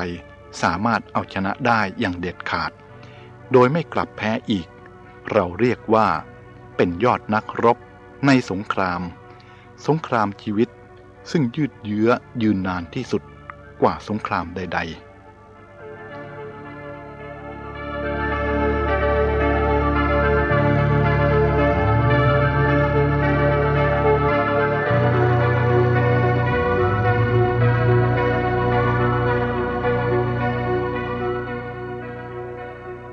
ถ้าบุคคลสามารถได้สิ่งที่ตนประสงค์ด้วยกิจง่ายๆเพียงแต่บูชาเพลิงถวายเทพเจ้าแล้วในโลกนี้ใครเล่าจะเป็นผู้ยากจนแร้นแค้นใครเล่า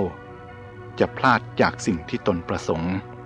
ท่านอาจพิสูจน์ด้วยตัวของท่านเองไว้ว่าหากใครสักคนหนึ่งกระโจนลงไปในกองเพลิงเพื่อนำเอาตัวเองเป็นเครื่องบูชาเทพเจ้าคนนั้นก็ต้องตายเปล่าเทพเจ้าจะช่วยอะไรไม่ได้เลยเมื่อเป็นเช่นนี้อะไรเล่าจะช่วยให้เราบรรลุถึงจุดประสงค์ได้นอกจากตัวของเราเองตนเองนั่นแหละเป็นที่พึ่งของตนเมื่อปรารถนาสิ่งใดก็จงเอาตนนั่นแหละเป็นที่พึ่งพยายามบากบั่นไปในทางที่ชอบเพื่อให้บรรลุผลที่ต้องการนั้นๆ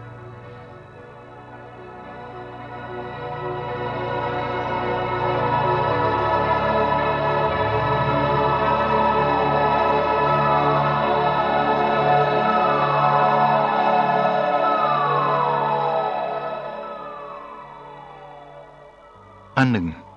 ความสุขที่เกิดจากโลกียารมณ์รัชนียารมณ์นั้นล้วนมีทุกข์เป็นพื้นฐานเสียก่อนแล้วจึงได้สุขความจริงก็คือความทุกข์ที่ลดลงเพราะบำบัดถูกวิธีเท่านั้นเองและมีความทุกข์ติดตามมาอีกอย่างกระชั้นชิดบำบัดได้คราวหนึ่งก็สมมุติเรียกว่าสุขคราวหนึ่งลาภผลซึ่งคนแสวงหากันหนักหนาด้วยความยากลำบากนานาประการต้องเอาชีวิตเข้าเสี่ยงก็มีนั้นเมื่อได้มาแล้วหาใช่จะอำนวยความสุขให้ฝ่ายเดียวไม่มันมีความทุกข์ความกังวลใจแอบแฝงมาด้วยต้องเฝ้าต้องระวังจนไม่เป็นอันนอนให้เป็นสุขก็มีต้องเสียชีวิตในการป้องกันทรัพย์สินก็มียศแล้วต้องมีความเป็นอยู่เติบกว่าคนสามัญต้องหาทรัพย์มากขึ้นมักจะหาไม่พอใช้ต้องมีภาระมากเวลาไม่เป็นของตนเป็นที่เกาะอาศัยของผู้อื่นจนนุงนังต้องปล่อยทุกข์กับคนนั้นคนนี้บางคนพอมียศเข้าก็ลืมตัวไม่เป็นอยู่อย่างเคยเป็นเหตุให้เสียมิตรเสียเพื่อนเสียญาติพี่น้องเพราะไปหลงติดยศอันเป็นเปลือกของคนจนแสงสว่างแห่งธรรมไม่อาจจะส่องถึงใจได้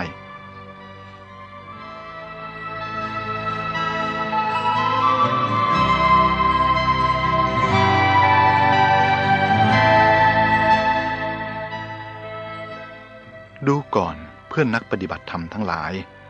อันว่าบุคคลผู้เดินอยู่ในที่มืด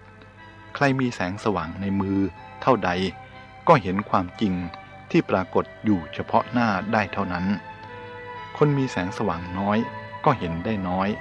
และเห็นได้เฉพาะวัตถุหยาบ ผู้มีแสงสว่างมากก็เห็นได้กว้างไกลและแม้วัตถุละเอียดก็พอมองเห็นได้ฉันใดในโลกสันนิวาสอันมืดมิดด้วยโมหะนี้ก็ฉันนั้นผู้ใดมีแสงสว่างคือปัญญาน้อยก็ได้เห็นความจริงของชีวิตน้อยผู้มีปัญญามากลึกซึ้งกว้างขวาง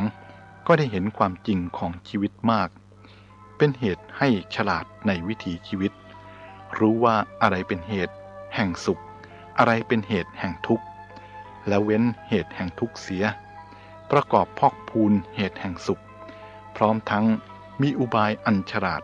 ในการหลีกเหตุแห่งทุกข์ประกอบเหตุแห่งสุขเหมือนคนมีจักษุดีเว้นทางอันขรุขระอันเต็มไปด้วยอันตรายดำเนินไปในทางที่ปลอดภัยฉะนั้นแต่น่าเสียดายที่กว่าจะรู้ว่าอะไรเป็นอะไรคนก็มักจะย่างเข้าสู่วัยชราจนทำอะไรไม่ค่อยทันเสียแล้วได้แต่นั่งนอนทอดถอนใจว่ารู้อย่างนี้คงจะทำอะไรได้ดีกว่านี้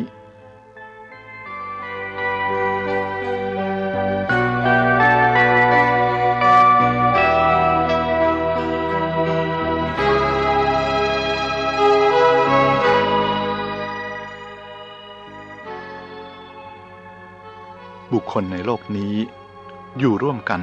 ย่อมต้องพึ่งพาอาศัยกันเอื้อเฟื้อช่วยเหลือกันคนยากจนช่วยเหลือคนมั่งมีด้วยกำลังกายคนมั่งมีอนุเคราะห์เกื้อกูลคนยากจนด้วยกำลังทรัพย์คนยากจนให้กำลังใจแก่คนมั่งมีด้วยการทำงานที่ดีคนมั่งมีถนอมน้ำใจคนยากจนด้วยปิยวาจาทั้งสองฝ่ายต่างอาศัยกันและกันด้วยการบำเหน็จประโยชน์ให้แก่กันไม่เอาเปรียบกันและวางตนเหมาะสมแก่ฐานะของตนดูก่อนท่านผู้เจริญมนุษย์ในโลกนี้ควรศึกษาให้เข้าใจควรลองปฏิบัติแสวงหาความสุขอย่างไม่อิงอาศัยอามิสเป็นพื้นฐานของจิตใจไว้บ้างเพื่อจะได้ถอนตนออกมาได้โดยง่ายเมื่อความสุขชนิดที่ต้องอาศัยอิงอามิสกลายเป็นพิษขึ้นมาเพราะความประมาทพลาดพลั้งหรือเพราะเสวยสุขนั้นมากเกินไป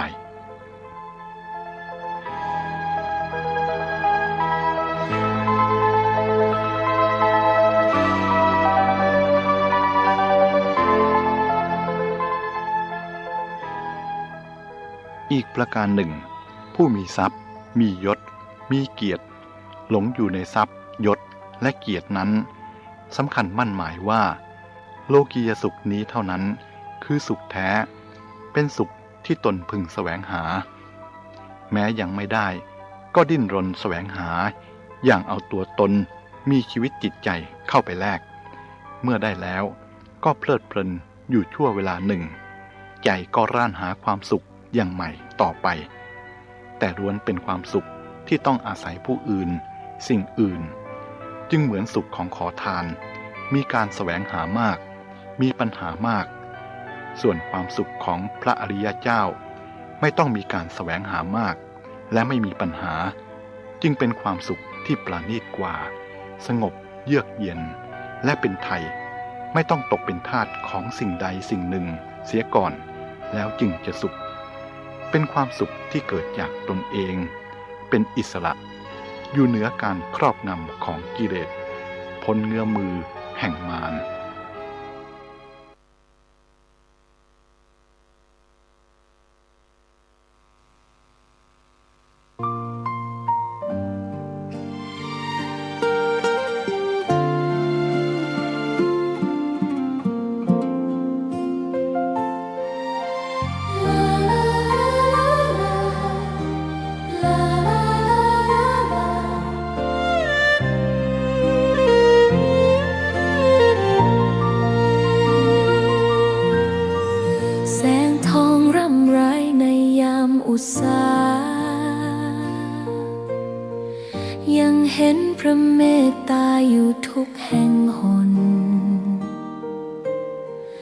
น้ำพระทัยฉโลมใจ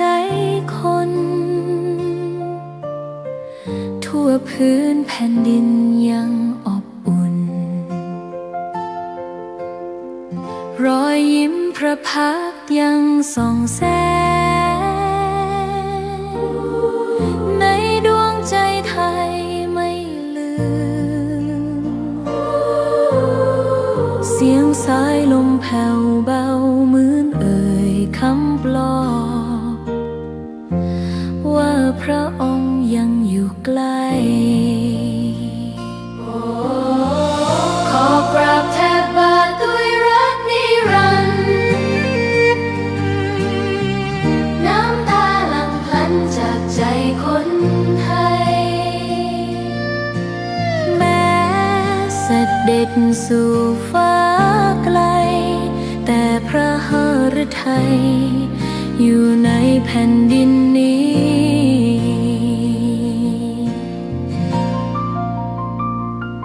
สวนดอกไม้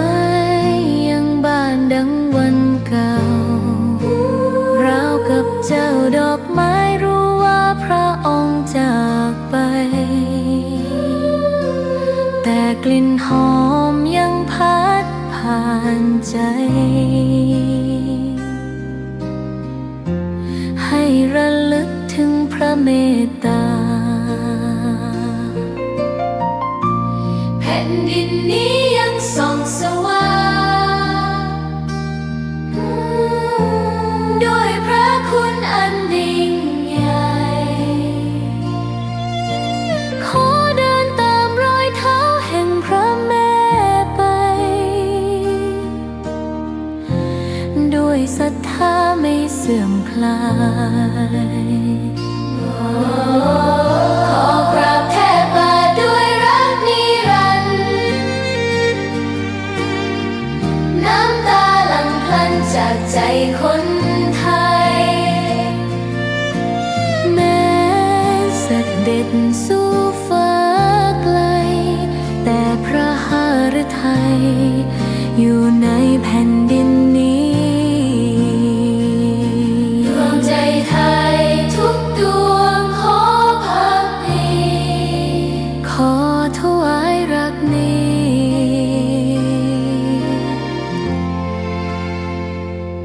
นิรันดร์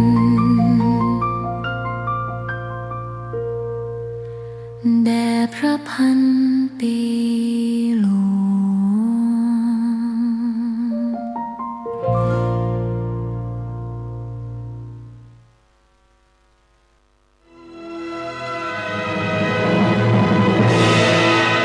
ณ บัดนี้ขอเชิญท่านสาธุชนสดับฟังพระธรรมคำสั่งสอนของพระโพธิญาณเถระหลวงพ่อชาสุภัทโทแห่งวัดหนองป่าพงเรื่องอยู่เพื่ออะไรและธรรมปฏิสันถาน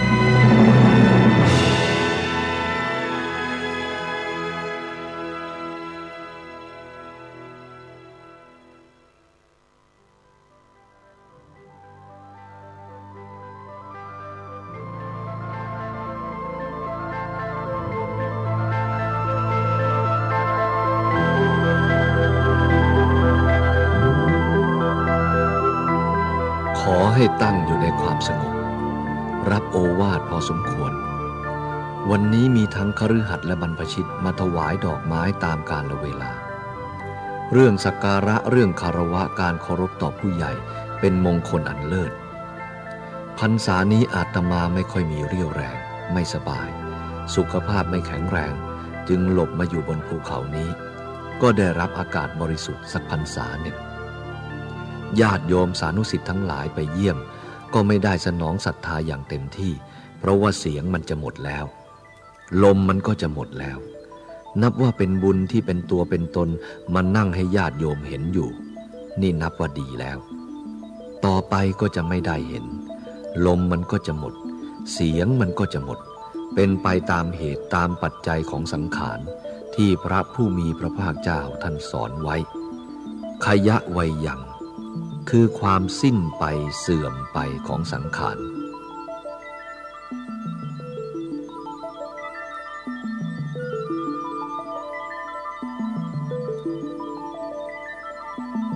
เสื่อมไปอย่างไร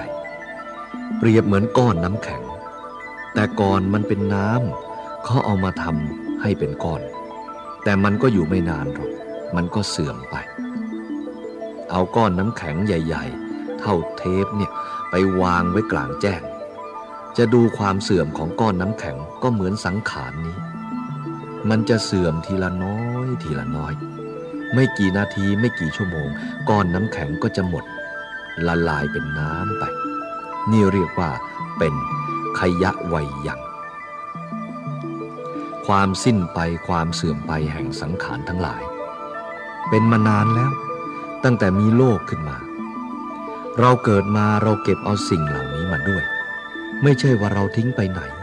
พอเกิดเราเก็บเอาความเจ็บความแก่ความตายมาพร้อมกัน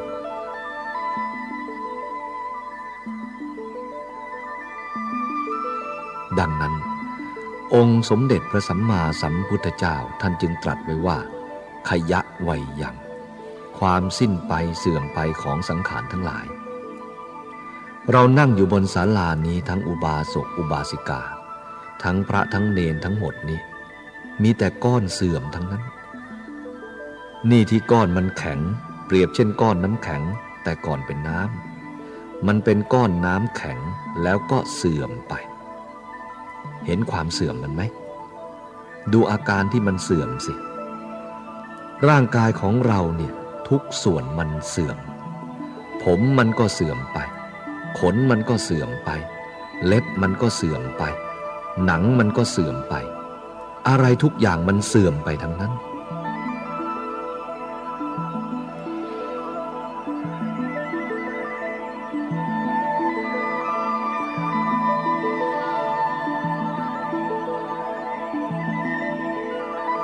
ญาติโยมทุกคนเมื่อครั้งแรกคงจะไม่เป็นอย่างนี้นะคงจะมีตัวเล็กกว่านี้นี่มันโตขึ้นมาเจริญขึ้นมาต่อไปนี้มันก็จะเสื่อมไปตามธรรมชาติของมันเสื่อมไปเหมือนก้อนน้ำแข็งเดี๋ยวก็หมดก้อนน้ำแข็งมันก็กลายเป็นน้ำเรานี่ก็เหมือนกันทุกคนมีดินมีน้ำมีไฟมีลมเมื่อมีตัวตนประกอบกันอยู่ธาตุสี่ดินน้ำลมไฟตั้งขึ้นเรียกว่าคนแต่เดิมไม่รู้ว่าเป็นอะไรหรอกเรียกว่าคนเราก็ดีอกดีใจเป็นคนผู้ชายเป็นคนผู้หญิงสมมุติชื่อให้นายนั่นนางนี่ตามเรื่องเพื่อเรียกตามภาษาให้จำง่ายใช้การงานง่ายแต่ความเป็นจริงก็ไม่มีอะไรมีน้ำหนึ่งดินหนึ่งลมหนึ่งไฟหนึ่งมาปรุงกันเข้ากลายเป็นรูปเรียกว่าคนโยมอย่าเพิ่งดีใจนะดูไปดูมาก็ไม่มีคนหรอกที่มันเข้มแข็งพวกเนื้อพวกหนังพวกกระดูกทั้งหลายเหล่านี้เป็นดินอาการที่มันเหลวๆตามสภาพร่างกายนั้นเราเรียกว่าน้ำอาการที่มันอบอุ่นอยู่ในร่างกายเราเรียกว่าไฟอาการที่มันพัดไปมาอยู่ในร่างกายคนเรานี้ลมพัดขึ้นเบื้องบนพัดลงเบื้องต่ำนี้เรียกว่าลมทั้งสี่ประการนี้มาปรุงเข้าเรียกว่าคนก็ยังเป็นผู้หญิงผู้ชายอีกจึงมีเครื่องหมายตามสมมุติของเรา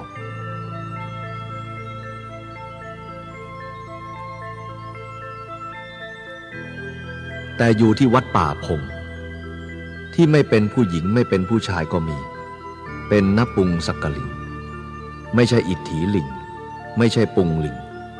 คือซากศพที่เขาเอาเนื้อเอาหนังออกหมดแล้วเหลือแต่โครงกระดูกเท่านั้นเป็นซากโครงกระดูกเขาแขวนไว้ไปดูก็ไม่เห็นว่าเป็นผู้หญิงหรือผู้ชายใครไปถามว่านี่เป็นผู้หญิงหรือผู้ชายก็ได้แต่มองหน้ากันเพราะมันมีแต่โครงกระดูกเท่านั้นเนื้อหนังออกหมดแล้วพวกเราทั้งหลายก็ไม่รู้ทุกคนไปวัดป่าพงเข้าไปในศาลาก็ไปดูโครงกระดูกบางคนดูไม่ได้วิ่งออกจากศาลาเลยกลัวเจ้าของอย่างนั้นเข้าใจว่าไม่เคยเห็นตัวเราเองสักทีไปกลัวกระดูกไม่นึกถึงคุณค่าของกระดูกเราเดินมาจากบ้านนั่งรถมาจากบ้านถ้าไม่มีกระดูกจะเป็นอย่างไรจะเดินไปมาได้ไหมเกิดมาพร้อมกันไม่เคยเห็นกันนอนเบาะอันเดียวกันไม่เคยเห็นกันนี่แสดงว่าเราบุญมากที่มาเห็นแก่แล้ว50 ปี60 ปี70 ปีไปวัดป่าพงเห็นโครงกระดูกกลัว นี่อะไรไม่รู้แสดงว่าเราไม่คุ้นเคยเลยไม่รู้จักตัวเรากลับไปบ้านก็ยังนอนไม่หลับอยู่ 3-4 วันแต่ก็นอนกับโครงกระดูกนั่นแหละไม่ใช่นอนที่อื่นหรอกห่มผ้าผืนเดียวกันอะไรด้วยกันนั่งบริโภคข้าวด้วยกันแต่เราก็กลัวนี่แสดงว่าเราห่างเหินจากตัวเรามากที่สุดน่าสงสารไปดูแต่อย่างอื่นไปดูต้นไม้ไปดูวัตถุอื่นๆว่าอันนั้นโตอันนี้เล็กอันนั้นสั้นอันนั้นยาวนี่ไปดูแต่วัตถุของอื่นนอกจากตัวเราไม่เคยมองดูตัวเราเลยถ้าพูดตรงๆแล้วก็น่าสงสารมนุษย์เหมือนกันดังนั้นคนเราจึงขาดที่พึ่ง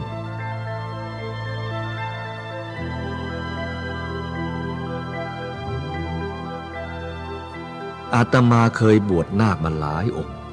เกสาโลมานะขาทันตาตะโจ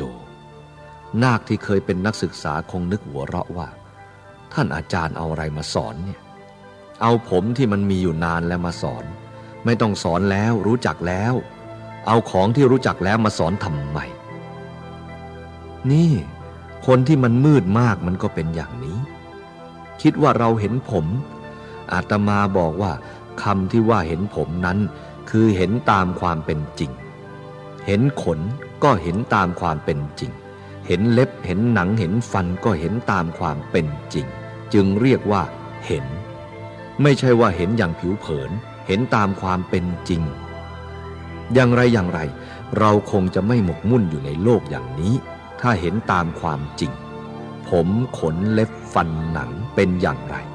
ตามความเป็นจริงเป็นของสวยไหมเป็นของสะอาดไหมเป็นของมีแก่นสารไหมเป็นของเที่ยงไหมเปล่ามันไม่มีอะไรหรอกของไม่สวยแต่เราไปสำคัญว่ามันสวยของไม่จริงไปสำคัญว่ามันจริง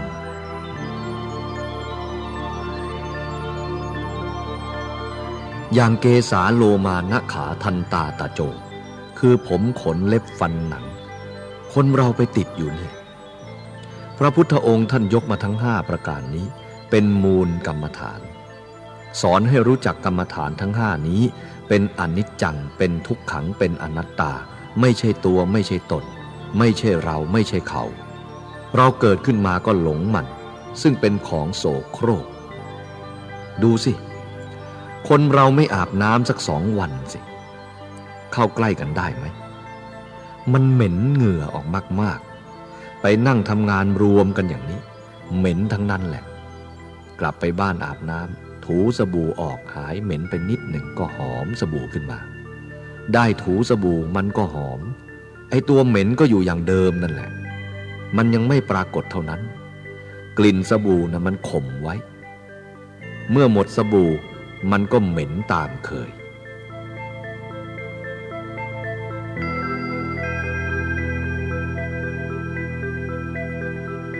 เรามักจะเห็นรูปที่นั่งอยู่เนี่ยนึกว่ามันสวยมันงามมันแน่นมันหนามันตรึงตามันไม่แก่มันไม่เจ็บมันไม่ตายหลงเพลิดเพลินอยู่ในสากลโลกนี้จึงไม่รู้จักพึ่งตนเองตัวที่พึ่งของเราคือใจของเราเป็นที่พึ่งจริงๆศาลาหลังนี้มันใหญ่ก็ไม่ใช่ที่พึ่งมันเป็นที่อาศัยชั่วคราวนกพิราบมันก็มาอาศัยอยู่ตุ๊กแกมันก็มาอาศัยอยู่จิ้งเหลนนี้มันก็มาอาศัยอยู่ทุกสิ่งทุกอย่างมาอาศัยอยู่ได้เราก็นึกว่าของเรามันไม่ใช่ของเราหรอกมันอยู่ด้วยกันหนูมันก็มาอยู่สารพัดอย่างนี่เรียกว่าที่อาศัยชั่วคราวเดี๋ยวก็หนีไปจากไปเราก็นึกว่าอันนี้เป็นที่พึ่งของเราคนมีบ้านหลังเล็กๆก็เป็นทุกข์เพราะบ้านมันเล็กมีบ้านหลังใหญ่ๆก็เป็นทุกข์เพราะกวาดไม่ไหวตอนเช้าก็บ่นตอนเย็นก็บ่นจับอะไรวางตรงไหนก็ไม่ค่อยได้เก็บคุณหญิงคุณนายเนี่ยจึงเป็นโรคประสาทกันเป็นทุกข์กัน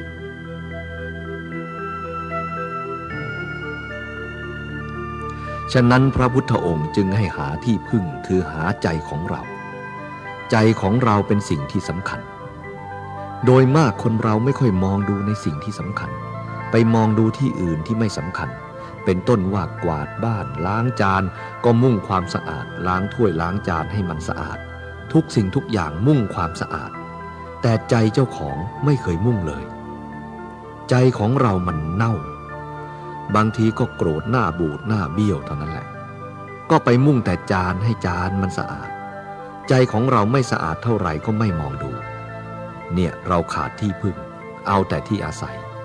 แต่งบ้านแต่งช่องแต่งอะไรสารพัดอย่างแต่ใจของเราไม่ค่อยจะแต่งกันทุกข์ไม่ค่อยจะมองดูใจนี่แหละ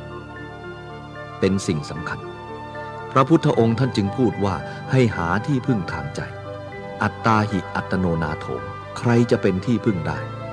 ที่เป็นที่พึ่งที่แน่นอนก็คือใจของเรานี่เองไม่ใช่สิ่งอื่นพึ่งสิ่งอื่นก็พึ่งได้แต่ไม่ใช่ของที่แน่นอนเราจะพึ่งสิ่งอื่นได้ก็เพราะเราพึ่งตัวของเราเราต้องมีที่พึ่งก่อนจะพึ่งอาจารย์พึ่งญาติมิตรสหายทั้งหลายจะพึ่งได้ดีนั้นเราต้องทำตัวของเราเป็นที่พึ่งให้ได้เสียก่อน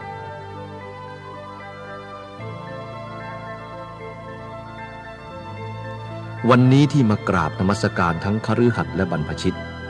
ขอให้รับโอวาทนี้ไปพินิจพิจารณาเราทุกคนให้นึกเสมอว่าเราคืออะไรเราเกิดมาทำไมนี่ถามปัญหาเจ้าของอยู่เสมอว่าเราเกิดมาทำไมให้ถามเสมอบางคนไม่รู้นะแต่อยากได้ความสุขใจมันทุกข์ไม่หายรวยก็ทุกข์จนก็ทุกข์เป็นเด็กเป็นคนโตก็ทุกข์ทุกข์หมดทุกอย่างเพราะอะไรเพราะว่ามันขาดปัญญาเป็นคนจนก็ทุกข์เพราะมันจนเป็นคนรวยก็ทุกข์เพราะมันรวยมากของมากๆรักษาคนเดียวในสมัยก่อนอาตมาเคยเป็นสามเณรเคยเทศให้โยมฟังครูบาอาจารย์ท่านให้เทศพูดถึงความร่ำรวยในการมีทาสให้มีทาสสัก100ผู้หญิงก็ให้ได้สัก100ผู้ชายก็100มีช้างก็100มีวัวก็100มีควายก็100มีแต่สิ่งละ100ทั้งนั้นญาติโยมได้ฟังแล้วก็สบายใจให้โยมไปเลี้ยงควายสัก100เอาไหมเอาควาย100เอาวัว100มีทาสผู้หญิงผู้ชายอย่างละ100ให้โยมรักษาคนเดียวมันจะดีไหมนี่ไม่คิดดูแต่ความอยากมีวัวมีควายมีช้างมีม้ามีทาสสิ่งละ100น่าฟังอุ้ยอิ่มใจเหลือเกินมันสบายนะแต่อาตมาเห็นว่าได้สัก5สัก10ตัวก็พอแล้วแค่ฟันเชือกเท่านั้นก็เต็มทีแล้วอันนี้โยมไม่คิดแต่ได้ไม่คิดถึงว่ามันจะยากจะลำบากสิ่งทั้งหลายที่มีอยู่ในตัวเรานี้ถ้าเราไม่มีปัญญาจะทำให้เราทุกข์นะถ้าเรามีปัญญานำออกจากทุกข์ได้ตาหูจมูกลิ้นกายใจตาไม่ใช่ของดีนะถ้าเราใจไม่ดีไปมองคนบางคนไปเกลียดเขาอีกแล้วมันนอนเป็นทุกข์อีกแล้วไปมองดูคนบางคนรักเขาอีกแล้วรักเป็นทุกข์อีกแล้วมันไม่ได้ก็เป็นทุกข์เกลียดก็เป็นทุกข์รักก็เป็นทุกข์เพราะมันอยากได้ก็เป็นทุกข์ไม่อยากได้ก็เป็นทุกข์ของที่ไม่ชอบใจอยากทิ้งมันไปอยากได้ของที่ชอบใจของที่ไม่ชอบใจได้มามันก็ทุกข์ของที่ชอบใจได้มาแล้วกลัวมันจะหายอีกแล้วมันเป็นทุกข์ทั้งนั้นไม่รู้ว่าจะอยู่อย่างไรบ้านหลังใหญ่ๆขนาดนี้ก็นึกว่าจะให้มันสบายขึ้นเก็บความสบายเก็บความดีไว้ในนี้ถ้าคิดไม่ดีมันก็ไปไม่ได้ทั้งนั้นแหละญาติโยมทั้งหลายจงมองดูตัวของเราว่าเราเกิดมาทำไมเราได้อะไรไว้ไหมอาตมาเคยรวมคนแก่เอาคนแก่อายุเลย80ขึ้นไปมาอยู่รวมกันอาชีพทำนาตามบ้านนอกของเราทำนามาตั้งแต่นู้นเกิดมาได้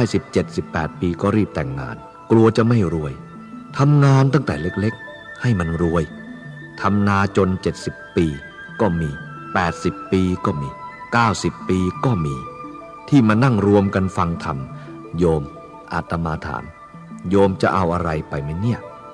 เกิดมาก็ทำอยู่จนเดี๋ยวนี้แหละผลที่สุดจะได้อะไรไปไหมไม่รู้จัก ตอบได้แต่ว่าจังว่าจังว่าจังว่าเป็นภาษาอีสานเป็นคำรับที่แสดงความไม่รู้หรือความไม่แน่ใจคล้ายภาษากลางว่านั่นละสินั่นละสินี่ตามภาษาเขาว่ากินลูกว่าเพลินกับลูกว่า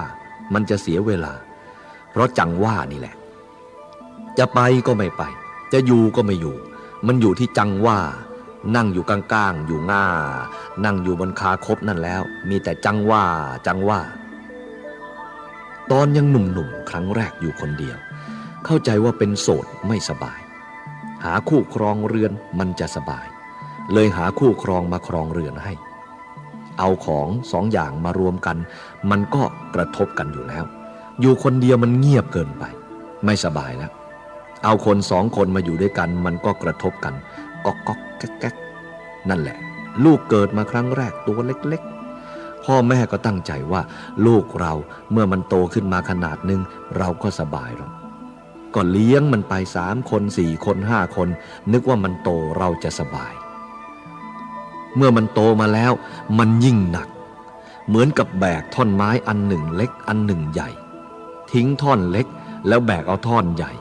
นึกว่ามันจะเบาก็ยิ่งหนักลูกเราตอนเด็กๆมันไม่กวนเท่าไหร่หรอกโยมมันกวนถามกินข้าวกินกล้วย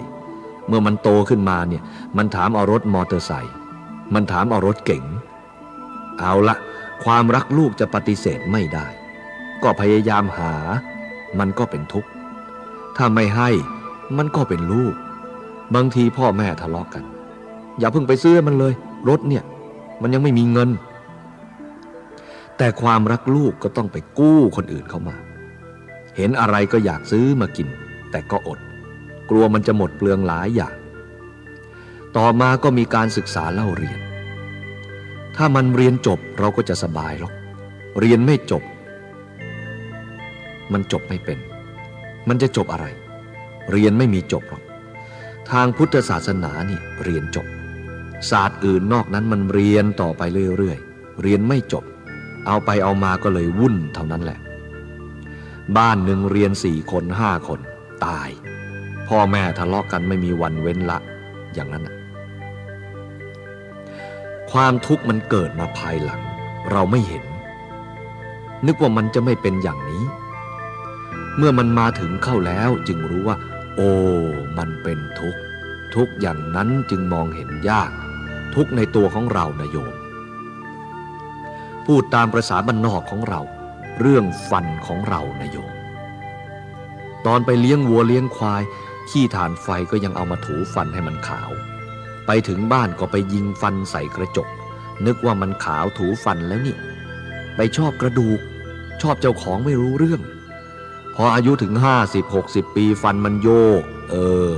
เอาสิฟันโยกมันจะร้องไห้กินข้าวน้ำตามันก็ไหลเหมือนกับถูกศอกถูกเข่าเขาอยู่ทุกเวลาฟันมันเจ็บมันปวดมันทุกข์มันยากมันลำบากนี่อาตมาผ่านมาแล้วเรื่องนี้ถอนออกหมดเลยในปากนี่เป็นฟันปลอมทั้งนั้นมันโยกไม่สลายอยู่16 ซี่ถอนทีเดียวหมดเลยเจ็บใจมันหมอไม่กล้าถอนเนี่ยตั้ง16 ซี่หมอถอนมันเถอะเป็นตายอาตมาจะรับเอาหรอกถอนมันออกทีเดียวพร้อมกัน16 ซี่ที่มันยังแน่นๆตั้งหลายซี่ตั้ง5 ซี่ถอนออกเลยแต่ว่าเต็มทีนะถอนออกหมดแล้วไม่ได้ฉันข้าวอยู่2-3 วันนี่เป็นเรื่องทุกข์อาตมาคิดแต่ก่อนนะตอนไปเลี้ยงวัวเลี้ยงควายเอาถ่านไฟมาถูให้มันขาวรักมันมากเหลือเกินนึกว่ามันเป็นของดีผลที่สุดมันจะหนีจากเราจึงเกือบตายเจ็บฟันเนี่ยมันตั้งหลายเดือนตั้งหลายปีบางทีมันบวมทั้งข้างล่างข้างบนหมดท่าเลยโยมอันนี้คงเจอกันทุกคนหรอกนะพวกที่ฟันไม่โยกเอาแปรงไปแปรงให้มันสะอาดสวยงามอยู่นั่นแหละระวังมันจะเล่นงานเราเมื่อสุดท้ายซี่ยาวซี่สั้นมันสลับกันอยู่อย่างนี้ทุกข์มากโยมอันนี้ทุกข์มากจริงๆอันนี้บอกไว้หรอกบางทีจะไปเจอเอาทุกข์เพราะความทุกข์ในตัวของเรานี้จะหาที่พึ่งอะไรมันไม่มีมันค่อยยังชั่วเมื่อเรายังหนุ่มพอแก่เข้าก็เริ่มพังมันช่วยกันพัง สังขารมันเป็นไปตามเรื่องของมันเราจะร้องให้มันอยู่อย่างนี้จะดีใจมันก็อยู่อย่างนี้เราจะเป็นอะไรมันก็อยู่ของมันอย่างนี้เราจะเจ็บจะปวดจะเป็นจะตายมันก็อยู่อย่างนี้เพราะมันเป็นอย่างนี้นี่มันหมดความรู้หมดวิชาเอาหมอฟันมาดูฟันถึงจะแก้ไขแล้วยังไงก็ยังเป็นอยู่อย่างนั้นต่อไปหมอฟันเองก็เป็นเหมือนเราอีกไปไม่ไหวอีกแล้วทุกอย่างมันก็พังไปด้วยกันทั้งหมดนี่เป็นความจำเป็นที่เราจะต้องรีบพิจารณาเมื่อมีกำลังเรี่ยวแรงก็รีบทำจะทำบุญสุนทานจะทำอะไรก็รีบจัดทำกันแต่ว่าคนเราก็มักจะไปมอบให้แต่คนแก่จะเข้าวัดศึกษาธรรมะรอให้แก่ซะก่อนโยมผู้หญิงก็เหมือนกันโยมผู้ชายก็เหมือนกันให้แก่ซะก่อนเถอะไม่รู้ว่าอะไรกันคนแก่นี่มันกำลังดีไหมลองไปวิ่งแข่งกับคนหนุ่มดูสิทำไมจะต้องไปมอบให้คนแก่เหมือนไม่รู้จักตายพอแก่มาสัก50 ปี60 ปีจวนเข้าวัดอยู่แล้วหูตึงเสียแล้วความจำก็ไม่ดีเสียแล้วนั่งก็ไม่ทนยายไปวัดเถอะโอ้ยหูฉันไม่ดีแล้วนั่นเห็นไหมตอนหูดีเอาไปฟังอะไรอยู่จังว่ามันคาแต่ลูกว่าอยู่นั่นแหละจนหูมันหนวกซะแล้วจึงไปวัดมันก็ไปได้นั่งฟังท่านเทศอะไรไม่รู้เรื่องมันหมดแล้วจึงมาทำกันวันนี้คงจะได้ประโยชน์กับบุคคลที่สนใจเป็นบางสิ่งบางอย่างที่ควรเก็บไว้ในใจของเราสิ่งทั้งหลายนี่เป็นมรดกของเราทั้งนั้นมันจะรวมมาให้เราแบกทั้งนั้นแหละขานี่เป็นสิ่งที่วิ่งได้มาแต่ก่อนอย่างขาอาตมาเนี่ยจะเดินมันก็หนักสกลร่างกายจะต้องแบกมันแต่ก่อนนั้นมันแบกเราบัดนี้เราแบกมันสมัยเป็นเด็กเห็นคนแก่ๆลุกขึ้นก็โอ้ยนั่งลงก็โอ้ยมันทุกข์ถึงขนาดนั้นเรายังไม่เห็นโทษมันเมื่อจะหนีจากมันเราไม่รู้จักที่ทำเจ็บทำปวดขึ้นมาเนี่ยเรียกว่าสังขารมันเป็นไปตามเรื่องของมันเป็นประดงไฟประดงข้อประดงงอประดงจิปาถะหมอเอายามาใส่ก็ไม่ถูกผลที่สุดก็พังไปทั้งหมดอีกคือสังขารมันเสื่อมมันเป็นไปตามสภาพของมันจะเป็นของมันอยู่อย่างนั้นอันนี้เป็นเรื่องของธรรมชาติฉะนั้นให้ญาติพี่น้องให้พากันเห็นถ้าเห็นแล้วก็จะไม่เป็นอะไรอย่างงูอสรพิษตัวร้ายๆมันเลื้อยมาเราเห็นมันก่อนก็หนีมันไม่ได้กัดเราหรอกเพราะเราได้ระวังมันถ้าเราไม่เห็นมันเดินไปไม่เห็นก็ไปเหยียบมันเดี๋ยวมันก็กัดเลย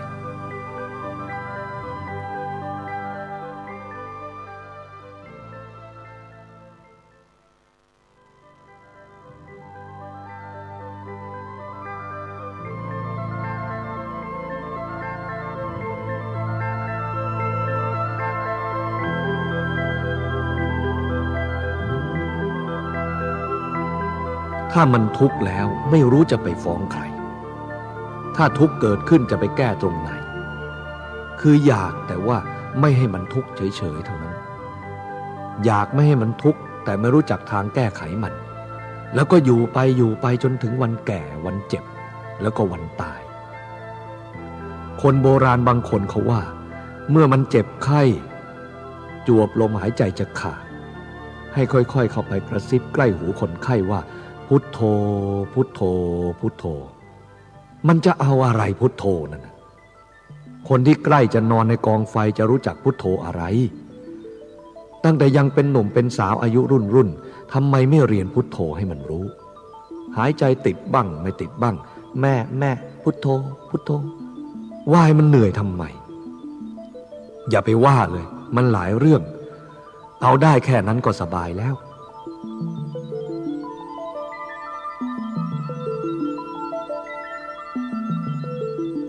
โยมชอบเอาแต่ต้นกับปลายมันตรงกลางไม่เอาหรอกชอบอย่างนั้นบริวารพวกเราทั้งหลายก็ชอบอย่างนั้นทั้งญาติโยมทั้งพระทั้งเนนชอบแต่ทำอย่างนั้นไม่รู้จักแก้ไขภายในจิตของเจ้าของไม่รู้จักที่พึ่งแล้วก็โกรธง่ายแล้วก็อยากหลายด้วยทำไม คือคนที่ไม่มีที่พึ่งทางใจอยู่เป็นฆราวาสมีอายุ20 30 40 ปีกำลังแรงดีอยู่พ่อบ้านแม่บ้านทั้งหลายก็พอพูดกันรู้เรื่องกันหน่อยนี่50 ปีขึ้นไปแล้วพูดกันไม่รู้เรื่องแล้วเดี๋ยวก็นั่งหันหลังให้กันแม่บ้านพูดไปพ่อบ้านทนไม่ได้พ่อบ้านพูดไปแม่บ้านฟังไม่ได้เลยแยกกันหันหลังให้กันเลยแตกกันเลย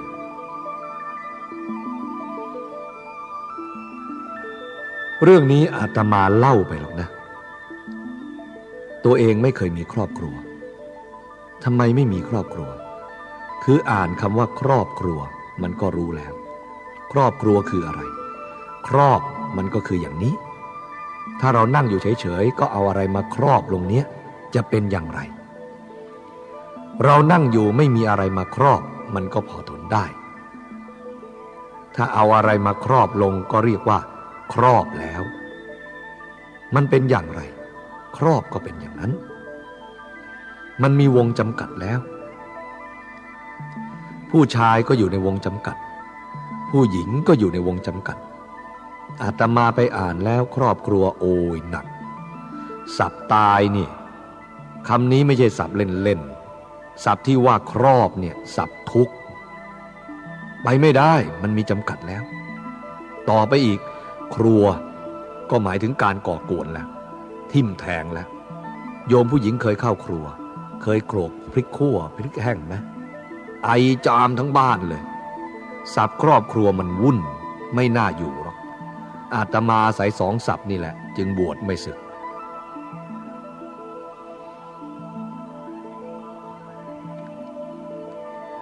ครอบครัวนี้น่ากลัวขังไว้จะไปไหนก็ไม่ได้ลำบากเรื่องลูกบ้างเรื่องเงินเรื่องทองบ้างสารพัดอย่างอยู่ในนั้นไม่รู้จะไปที่ไหนมันผูกไว้แล้วลูกผู้หญิงก็มีลูกผู้ชายก็มีมันวุ่นวายเถียงกันอยู่นั่นแหละ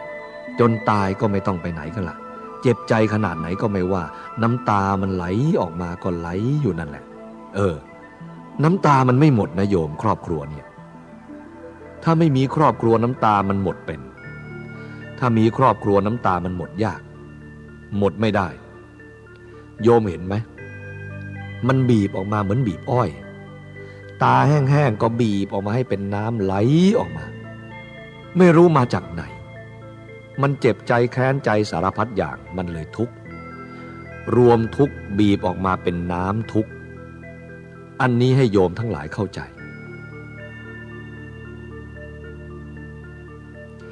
ถ้ายังไม่ผ่านมันจะยังผ่านอยู่ข้างหน้าบางคนอาจจะผ่านมาบ้างแล้วเล็กๆน้อยๆบางคนก็เต็มที่แล้วจะอยู่หรือจะไปเนาะโยมผู้หญิงเคยมาหาหลวงพ่อแม้ถ้าดิฉันไม่มีบุตรดิฉันจะไปแล้ว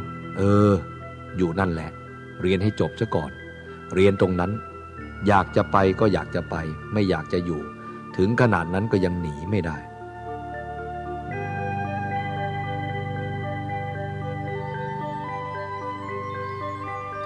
วัดป่าพงสร้างกุฏิเล็กๆไว้ตั้ง70-80 หลังบางทีจะมีพระเนรมาบรรจุอยู่เต็มบางทีก็มีเหลือ 2-3 หลังอาตมาถามว่ากุฏิยังเหลือว่างไหมพวกชีบอกมีบ้าง 2-3 หลังเก็บไว้เถอะบางทีพ่อบ้านแม่บ้านเขาทะเลาะกันเอาไว้เขามานอนสักหน่อยแน่มาแล้วโยมผู้หญิงสะพายของมาแล้วถามว่าโยมมาจากไหนมากราบหลวงพ่อดิฉันเบื่อโลกโอ้ยอย่าว่าเลยอาตมากลัวเหลือเกินพอผู้ชายมาบ้างก็เบื่ออีกแล้วนั่นมาอยู่ 2-3 วันก็หายเบื่อไปแล้วโยมผู้หญิงมาก็เบื่อโกหกเจ้าของโยมผู้ชายมาก็เบื่อโกหกเจ้าของไปนั่งอยู่กุฏิเล็กๆเงียบๆคิดแล้วเมื่อไหร่น้อแม่บ้านจะมาเรียกเรากลับเมื่อไหร่น้อพ่อบ้านจะมาเรียกเรากลับแน่ไม่รู้อะไรมันเบื่ออะไรกันมันโกรธแล้วมันก็เบื่อแล้วก็กลับอีกเมื่ออยู่ในบ้านผิดทั้งนั้นพ่อบ้านผิดทั้งนั้นแม่บ้านผิดทั้งนั้นมานั่งภาวนาได้3 วันแม่บ้านเขาถูกเว้ยเรามันผิดพ่อบ้านเขาถูกเราสิผิด มันจะกลับมันจะเปลี่ยนเอาเองของมันอย่างนั้นก็กลับไปเลยทั้งนั้นแหละเนี่ยความจริงมันเป็นอย่างนั้นนะโลกนี้อาตมาจึงไม่วุ่นวายอะไรมันมากรู้ต้นรู้ปลายมันแล้วฉะนั้นจึงมาบวชอยู่อย่างนี้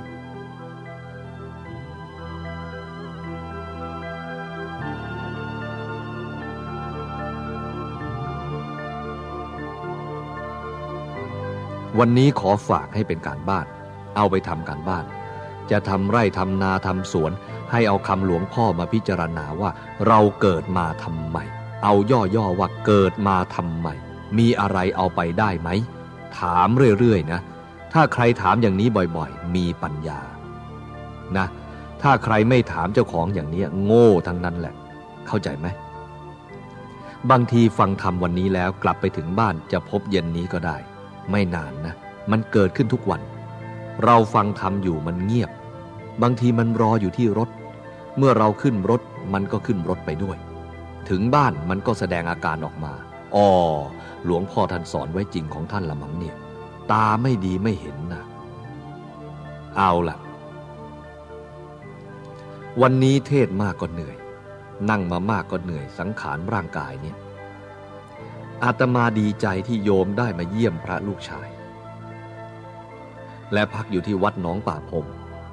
อีกไม่กี่วันก็จะกลับไปแล้วก็เลยถือโอกาสมาแสดงความดีใจ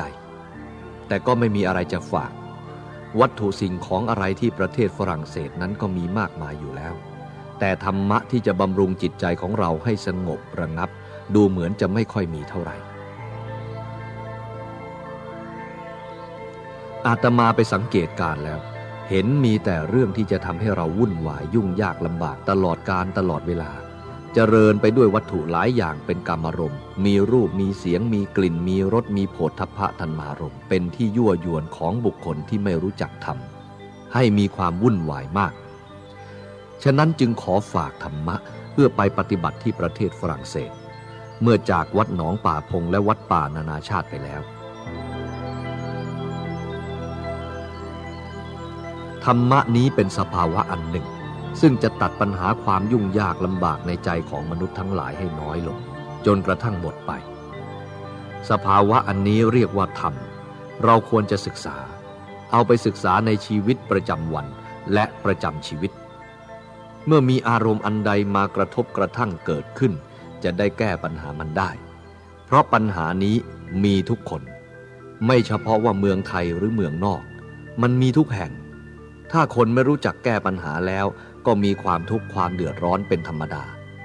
เมื่อปัญหาเกิดขึ้นมาแล้วหนทางที่จะแก้ไขมันก็คือปัญญาสร้างปัญญาอบรมปัญญาคือทำปัญญาให้เกิดขึ้นในจิตใจของเราสำหรับข้อประพฤติปฏิบัตินั้นก็ไม่มีอะไรมากอื่นไกลอยู่ในตัวของเรานี่เองมีกายกับใจคนเมืองนอกก็เหมือนกันคนเมืองไทยก็เหมือนกันมีกายกับใจเท่านั้นที่วุ่นวายเป็นผู้วุ่นวายฉะนั้นผู้สงบระงับต้องมีกายกับใจสงบความเป็นจริงนั้นใจของเรามันเป็นปกติอยู่เปรียบเหมือนน้ำฝนเป็นน้ำสะอาดมีความใสสะอาดบริสุทธิ์เป็นปกติถ้าหากเราสีเขียวใส่เข้าไป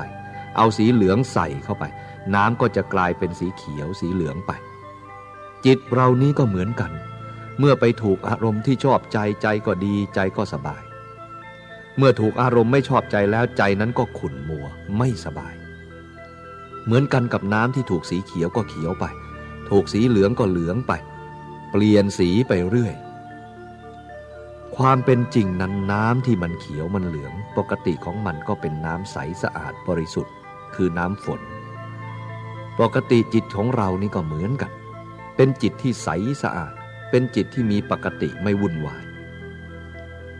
ที่จะวุ่นวายนั้นเพราะมันเป็นไปกับอารมณ์มันหลงอารมณ์พูดให้เห็นชัด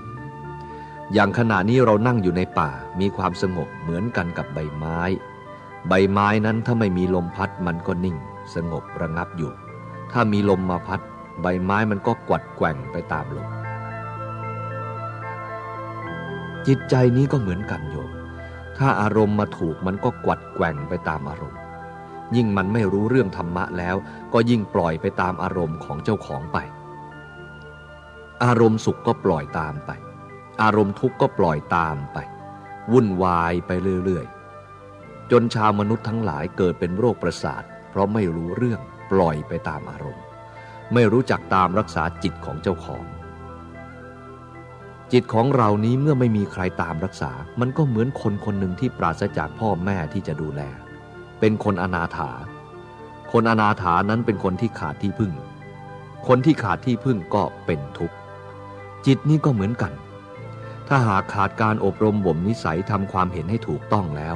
จิตนี้ก็ลำบากมากในทางพุทธศาสนาการทำจิตให้สงบระงับนี้ท่านเรียกว่าการทำกรรมฐานฐานคือเป็นที่ตั้งกรรมคือการงานที่เราจะต้องทำขึ้นให้มีกายเราเป็นส่วนหนึ่งจิตเราเป็นอีกส่วนหนึ่งมีสองอย่างเท่านั้นแหละกายนี้เป็นสภาวธรรมเป็นรูปธรรมที่เรามองเห็นได้ด้วยตาของเราจิตเป็นสภาวธรรมอันหนึ่งเป็นนามธรรมซึ่งไม่มีรูปมองด้วยตาไม่ได้แต่เป็นของมีอยู่ตามภาษาสามัญก็เรียกว่ากายกับใจกายเรามองเห็นได้ด้วยตาเนื้อจิตมองเห็นได้ด้วยตาในคือตาใจมีอยู่สองอย่างเท่านั้นมันวุ่นวายกัน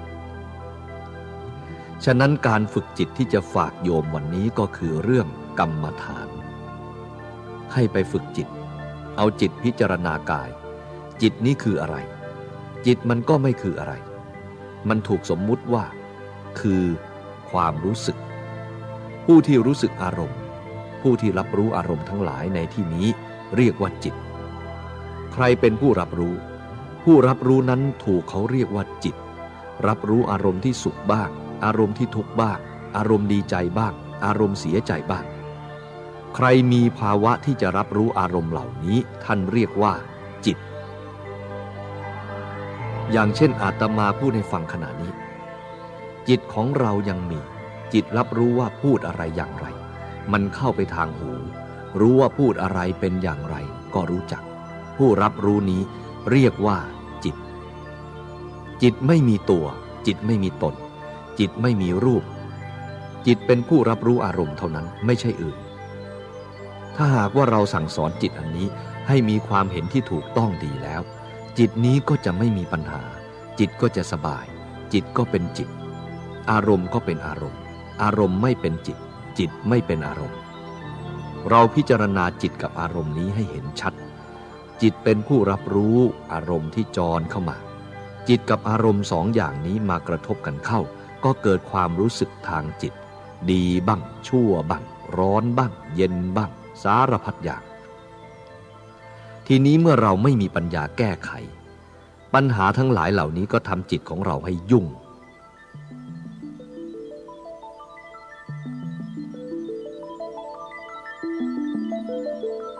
การทำจิตของเราให้มีรากฐานคือกรรมฐานเอาลมหายใจเข้าออกเป็นรากฐานเรียกว่าอานาปานสติทีนี้จะยกเอาลมเป็นกรรมฐานเป็นอารมณ์การทำกรรมฐานมีหลายอย่างมากมายมันก็ยากลำบากเอาลมนี้เป็นกรรมฐานดีกว่าเพราะว่าลมหายใจนี้เป็นมงกุฎกรรมฐานมาแต่ครั้งดึกดำบรรพ์มาแล้วพอเรามีโอกาสดีๆเราเข้าไปนั่งสมาธิเอามือขวาทับมือซ้ายเอาขาขวาทับขาซ้ายตั้งกายให้ตรงแล้วก็นึกในจิตของเราว่าบัดนี้เราจะวางภาระทุกสิ่งทุกอย่างให้หมดไปไม่เอาอะไรมาเป็นเครื่องกังวลปล่อยให้หมดแม้จะมีธุระอะไรอยู่มากมายก็ปล่อยทิ้งในเวลานั้นสอนจิตของเราว่าจะกำหนดตามลมอันนี้ให้มีความรู้สึกอยู่แต่อารมณ์อันเดียวแล้วก็หายใจเข้าหายใจออกการกำหนดลมหายใจนั้นอย่าให้มันยาวอย่าให้มันสั้นอย่าให้มันค่อยอย่าให้มันแรงให้มันพอดีสติคือความระลึกได้สัมปชัญญะคือความรู้ตัวอันเกิดจากจิตนั้น ให้รู้ว่าลมออกให้รู้ว่าลมเข้าสบายไม่ต้องนึกอะไรไม่ต้องคิดไปโน่นไม่ต้องคิดไปนี่ในเวลาปัจจุบันนี้เรามีหน้าที่ที่จะกำหนดลมหายใจเข้าลมหายใจออกอย่างเดียวไม่มีหน้าที่ที่จะไปคิดอย่างอื่นให้มีสติความระลึกได้ตามเข้าไปและสัมปชัญญะความรู้ตัวว่าบัดนี้เราหายใจอยู่เมื่อลมเข้าไปต้นลมอยู่ปลายจมูกกลางลมอยู่หทัยปลายลมอยู่สะดือเมื่อหายใจออกต้นลมอยู่สะดือกลางลมอยู่หทัยปลายลมอยู่จมูกให้รู้สึกอย่างนี้หายใจเข้า1จมูก2หทัย3สะดือหายใจออก1สะดือ2หทัย3จมูกกำหนดอยู่3อย่างนี้หายความกังวลหมดไม่ต้องคิดเรื่องอื่นกำหนดเข้าไปให้รู้ต้นลมกลางลมปลายลมสม่ำเสมอแล้วต่อนนั้นไปจิตของเราจะมีความรู้สึกต้นลมกลางลมปลายลมตลอดเวลาเมื่อทำไปเช่นนี้จิตอันควรแก่การงานก็จะเกิดขึ้นกายก็ควรแก่การงานการขบเมื่อยทั้งหลายจะค่อยๆหายไปเรื่อยๆกายก็จะเบาขึ้นจิตก็จะรวมเข้าลมหายใจก็จะละเอียดเข้าน้อยลงน้อยลงเราทำแบบนี้เรื่อยๆจนกว่าจิตมันจะสงบระงับลงเป็นหนึ่งคือจิตมันจะฝักใฝ่อยู่กับลมไม่แยกไปที่อื่นไม่วุ่นวายต้นลมก็รู้จักกลางลมก็รู้จักปลายลมก็รู้จักเมื่อจิตสงบระงับแล้วเราจะรู้อยู่แต่ต้นลมปลายลมก็ได้ไม่ต้องตามลงไปเอาแต่ปลายจมูกว่ามันออกมันเข้าจิตเป็นหนึ่งอยู่กับลมหายใจเข้าออกอันเดียวตลอดไปการทำจิตเช่นนี้เรียกว่าทำจิตให้สงบทำจิตให้เกิดปัญญาอันนี้เป็นเบื้องต้นเป็นรากฐานของกรรมฐานให้พยายามทำทุกวันทุกวันจะอยู่ที่ไหนก็ได้จะอยู่บ้านก็ได้จะอยู่ในรถก็ได้อยู่ในเรือก็ได้นั่งอยู่ก็ได้นอนอยู่ก็ได้ให้เรามีสติสัมปชัญญะควบคุมอยู่ตลอดกาลตลอดเวลาอันนี้เรียกว่าการภาวนาการภาวนานี้ทำได้ในอิริยาบถทั้งสี่ไม่ใช่ว่าจะนั่งอย่างเดียวจะยืนก็ได้จะนอนก็ได้จะเดินก็ได้ขอแต่ให้เรามีสติกำหนดอยู่เสมอว่าบัดนี้จิตใจของเราอยู่ในลักษณะอย่างไรมีอารมณ์อันใดอยู่จิตเป็นสุขไหมจิตเป็นทุกข์ไหมจิตวุ่นวายไหมจิตสงบไหม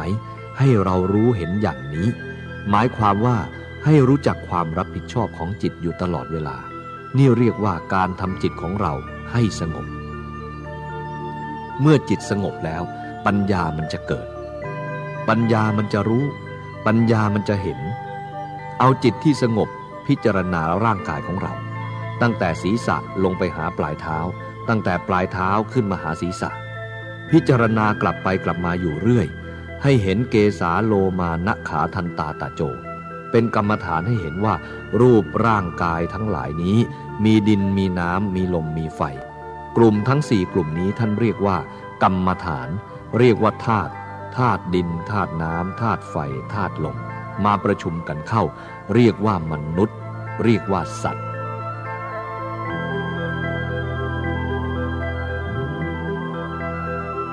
พระบรมศาสดาของเราท่านทรงสอนว่า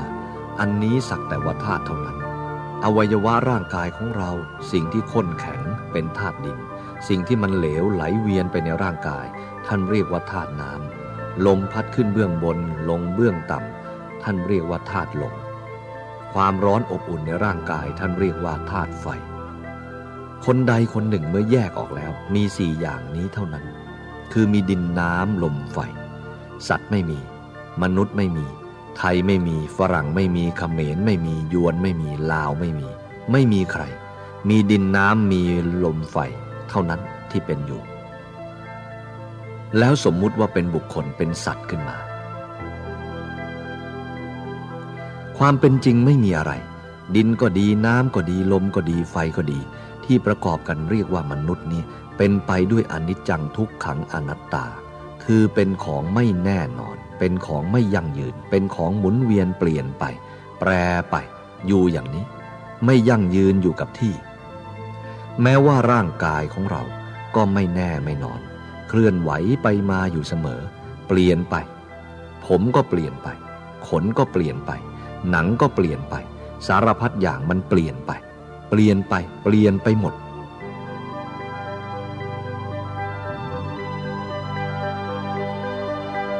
จิตใจของเรานี้ก็เหมือนกันมันก็ไม่ใช่ตัวไม่ใช่ตนไม่ใช่เราไม่ใช่เขาที่คิดไปสารพัดอย่างมันไม่แน่นอนบางทีคิดฆ่าตัวตายเลยก็ได้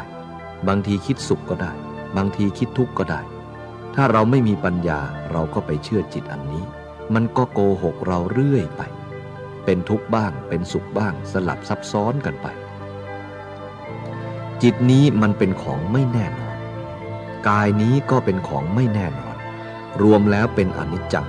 รวมแล้วเป็นทุกขังรวมแล้วเป็นอนัตตาสิ่งทั้งหลายเหล่านี้พระบรมครูของเราท่านว่าไม่ใช่สัตว์ไม่ใช่บุคคลไม่ใช่ตัวไม่ใช่ตนไม่ใช่เราไม่ใช่เขา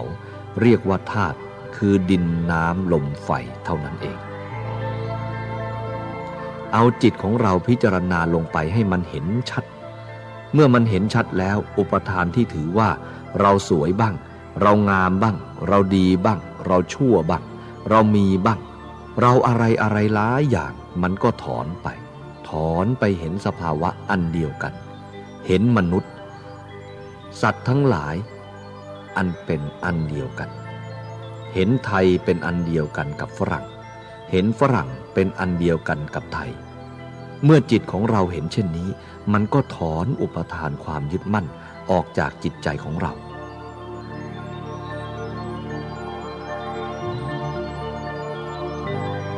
เมื่อพิจารณาเห็นอนิจจังทุกขังอนัตตาแล้วมันก็น่าสังเวชถอนอุปทานออกแล้วไม่ได้ไปยึดว่าเป็นตัวว่าเป็นตนว่าเป็นเราว่าเป็นเขาจิตใจเห็นเช่นนี้มันก็เกิดนิพพิทาความเบื่อหน่ายคลายความกำหนัดคือเห็นว่ามันเป็นของไม่เที่ยงเป็นทุกข์เป็นอนัตตาโมหะก็ดีมันก็ลดน้อยถอยลงไปทุกทีผลที่สุดเหลือแต่ธรรมคือจิตนี้เป็นอยู่เท่านั้นนี่เรียกว่าการทำกรรมฐานฉะนั้นจึงขอฝากโยมเอาไปพิจารณาเอาไปศึกษาประจำวันประจำชีวิตเอาไว้เป็นมรดกติดตัวสืบไปโยมเอาไปพิจารณาแล้วใจก็จะสบายใจก็จะไม่วุ่นวายใจก็จะสงบระงับกายวุ่นวายก็ช่างมันใจไม่วุ่นวายเขาวุ่นวายในโลกเราไม่วุ่นวายถึงความวุ่นวายในเมืองนอกมากมายเราก็ไม่วุ่นวายเพราะจิตเราเห็นแล้วเป็นธรรมะแล้วอันนี้เป็นหนทางที่ดีที่ถูกต้องฉะนั้นจงจำคำสอนนี้ไว้ต่อไป